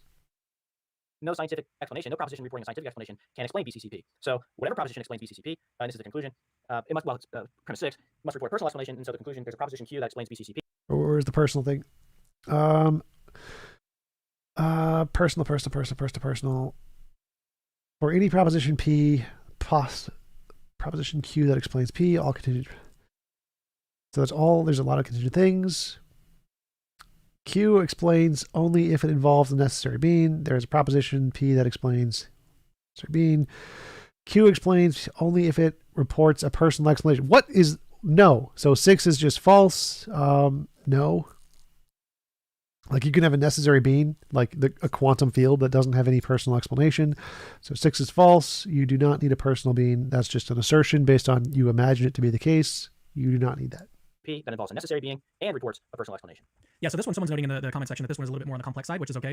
We're going to get even into more complex waters, a whole lot more complex when we start talking about ontological arguments, which is section number 2. So if that... That's funny. Like the most simplest define God into existence arguments are the most complex because they're going to try to like bamboozle you with fancy words. The worst, most gibberish arguments are the most complex because they want to like smuggle God in the hardest to detect ways possible. That was too much, then just get ready because it's about to get a lot worse. Yeah, so there's well, that. But then I was going to say something that's... Let me say this first. So my favorite, not my favorite, but a really cool thing about this argument, let me pull it back up here, is that Gale is an atheist. He's I don't know if he's agnostic technically, but he's definitely not a theist. He's a non-theist. Yet, I just want you to note that he's developed this argument for God's existence with Alexander Proust, and he's defended his literature. Like that to me shows a big difference between what happens in the philosophy world, like the academic world, as opposed to what happens on YouTube and in debates on Facebook and on Twitter and stuff. It's like in the philosophy world and academic world, they're not afraid to steel man arguments, to attempt to better the other side's position. And so it's just, I don't know, I find that really, really interesting. That Gale, he's a non-theist himself, yet he's defended this argument and developed a dialectic that way. It's just I think Gale's work is very underappreciated. It's brilliant, and his writing is superb. I love Gale's writing. You should yeah, if you haven't read much Richard Gale, you should. But the point I wanted to make earlier is that the more complicated arguments are going to be in these first few categories, cosmological and ontological. It gets easier from there. Good to know. All right, so let's move on to some resources for this one, which is just Richard Gale and Alexander Proust's A New Cosmological Argument, and that you can find in Religious Studies. Okay, moving on to cosmological argument, and this is argument number 9. So I'll go ahead and read this one. This one's got a lot on the screen here. PPE, and is that just a principle? What is PPP? PPE let me take this one, yeah, because I've got my notes on this one. It's a little bit, it might not be transparent. Okay. So two philosophers, Katz and Kramer, they think that you can run a cosmological argument without the principle of sufficient reason, based on this principle, and it's the principle of epistemic explanations, they call it. Okay, so kind of a mouthful there. And it's PPE. Given that one, there's a possible explanation of the fact that F, and two, any possible explanation of the fact that F entails P, it's reasonable to believe P. Here's an example. The match is on fire. Any possible explanation of that fact entails that there's oxygen in the atmosphere. So it's reasonable to believe that there's oxygen in the atmosphere. Okay, so we can run the argument with PPE. 1. The proposition that there's a unique necessary being who brought about the existence of everything other than itself by willing that the other being should exist would, if true, explain why there are contingent beings. There is a possible explanation of the fact that there are contingent beings. And so 1 and 2, premise 3 here, there is no proposition consistent with the claim that there are only contingent beings, which, if true, would explain why there are contingent beings. Well, 1 and 2 together satisfy PPE. That's the principle. Given that 1, there's a possible explanation of the fact that there are contingent beings, and 2, any possible explanation of the fact that there are contingent beings entails P, there's a necessary being. It's reasonable to believe that P, there is a necessary being. So 1 and 2 together, it just satisfies the main principle here. We have premise 3 and the premise 4, any possible explanation of the fact that there are contingent beings entails that there is a necessary being. And so the conclusion, it's reasonable to believe that there is a necessary being. Okay, so the point of this argument is to avoid the second criticism I gave, which is the fact that we can just reject the PSR. If the PSR is false, then there's like brute facts. Brute facts exist, therefore it's wrong to say that everything that exists has a cause or whatever. So this one's trying to avoid that criticism. I mean, it doesn't avoid the second criticism, or the other criticism the criticism I said that even if we grant all of this, a quantum field could be the necessary being, no evidence of God. So even if we grant all of the arguments for the past 45 minutes of this video, none of them indicate a God at all. But let's see if this actually does avoid the PSR.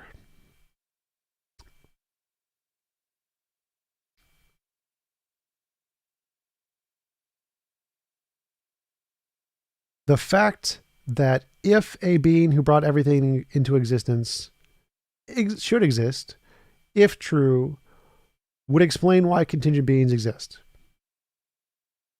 Okay, so if everything had an explanation, that would be an explanation. So there is a possible explanation of the fact there are contingent beings. There is no proposition consistent with the claim that there are only contingent beings, which, if true, would explain why there are contingent beings. There is no proposition consistent with the claim that there are only contingent beings would explain why there are contingent beings. So it's essentially just saying, so premise 3 says brute facts don't exist. That's what premise 3 is saying. So premise 3 is false. Like pretty much every philosopher that is not an idiot grants brute contingencies are possible. So premise 3 is false. This argument is false. And so this argument is essentially just a restatement of the PSR. It's just giving a different version of the PSR with lots more words that does nothing. So this isn't the cosmological argument without the PSR. It's just a restatement of the PSR with other words. Saying premise 3 is just, there are no brute contingencies, which is the PSR. Okay, I'm not going to add a whole lot on this one other than to say maybe we should move on to get some resources on this one. Do you want to talk about that resource at all, or should we just move on? Let's just move on. Okay, easy enough. Okay. Yeah, you're gonna have to take this one too. Yeah, this is okay. Kuhn's cosmological argument, published in 1997, was instrumental in launching a lot of different cosmological arguments. It's a very influential cosmological argument, and it's extremely logically tight. Okay, so it's based on certain mereological axioms, a few principles of causation, and then the argument's off and running. It's similar to the Leibnizian cosmological argument, except with cause but not explanation. Okay, so here are the mereological axioms. Mereological just being study of parts and wholes. So axiom 1: X is a part of Y if and only if anything that overlaps X overlaps Y. Overlaps just means they share a part in common. Axiom 2: If there's a thing of type C, then there's an aggregate or sum of all such types. 3: X is identical to Y if and only if X is a part of Y and Y is a part of X. 4: If a whole exists, so do all of its parts. And 5: If all parts of a whole exist, so does the whole. Now these axioms of mereology are not very controversial, so he's just kind of taking them for granted. Now here's a definition. A wholly contingent thing is something that has no necessary parts. It's entirely contingent, nothing necessary about it. Okay, 3 principles of causation. First, is that the next slide? Yeah, next slide. First, only actual existent things can be causes or effects. Seems pretty reasonable. Second, a cause and its effect must be distinct. The cause can't overlap its effect. And then third, every wholly contingent thing has a cause. Now, the argument runs as follows. Next slide. All parts of a necessary thing are necessary. That follows from axiom 4. And K is just system modal logic and modal logic. Every contingent thing has a wholly contingent part. The first and second axioms. Definition, let C be the aggregate of all wholly contingent reality. 3, if there are any contingent things, C is wholly contingent thing. That follows from A1, A3, the definition, and lemma 1. Lemma 4, if there are any contingent things, C has a cause, follows from lemmas 3 and the C3, which I think is just a different, C3, the third principle of causation. Every contingent thing overlaps C. And then we can derive from these the theorem. If there are any contingent things, then the cosmos, the sum of all wholly contingent things, has a cause. That is a necessary thing. Now, I said it's a very tight argument, and you can see how tight it is if you just look at my own simplification here in the next slide. Premise 1, there are contingent things. 2, the cosmos is the sum of all wholly contingent things. Now, he's just defining the cosmos in that way. So all of natural reality is contingent things. Like, nope, premise 2 false. So if you just define all of reality as things that could be otherwise, you can just say God is a collection of contingent things. Well, does that debunk God as being necessarily contingent? No. Composition division fallacy, as you mentioned earlier. You can just say the collection of all contingent things doesn't necessarily need to be itself contingent. The collection of contingent things could be a result of a necessary thing, which is also natural. So the cosmos, which means all natural stuff, does not necessarily mean it is itself contingent. 3, the sum of all wholly contingent things is a wholly contingent thing. That's what most of what we just covered. Composition division fallacy. No. If it is a sum or a result, like for example, I could say that no, not the cosmos is not all individual contingent things. There could be a necessary thing mixed in with the cosmos. Like cosmos could mean reality.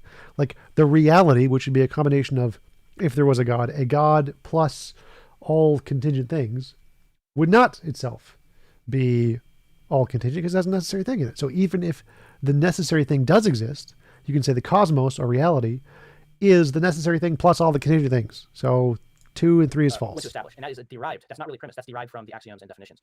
4, so the cosmos is a wholly contingent thing. 5, each wholly contingent thing has a cause. That's the key premise of the argument. And then 6, so the cosmos has a cause that is not a contingent thing, namely a necessary thing. Now, what's cool about this argument is if you accept the axioms and you accept those 3 principles of causation, it all follows. The conclusion follows. The only premise in this argument, other than the fact that there are contingent things, which isn't, I mean, that's a pretty safe assumption. The only premise of this argument is 5. Each wholly contingent thing has a cause. And he defends 5 by saying that he just appeals to empirical science. He says every success of common sense in science is by reconstructing causal antecedents of things that we observe in nature. So everything that we see that's contingent is a cause. So that's really the main premise there. And this is a good example of how these outlines are just a tip of an iceberg of material that you can get into. To put it lightly, yeah. Okay, Yeah. So here is some resources here. Okay, so I said that I wasn't going to do like anything to kind of break up the monotony, but after that one, I've got to. So we are on, that was 10 arguments. I'm going to do 10 push-ups. We're going to see how this goes. You can join me if you want. You don't have to, but and unfortunately, people aren't going to be able to see me do these. So I don't know. We'll just see how it goes. All right, so this seems like a good point to take a break. So he's done 10 arguments. He's going to do 10 push-ups. We've been going for about 2 hours. I think that'll be a good point to take a break.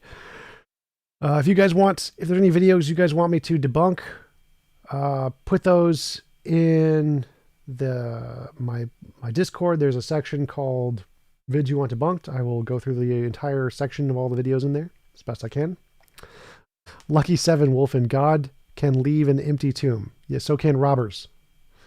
Quantum field could definitely explain the empty tomb. Like quantum tunneling is a thing, but yeah, that's funny, Lucky. You're a funny Lucky. You're a funny atheist.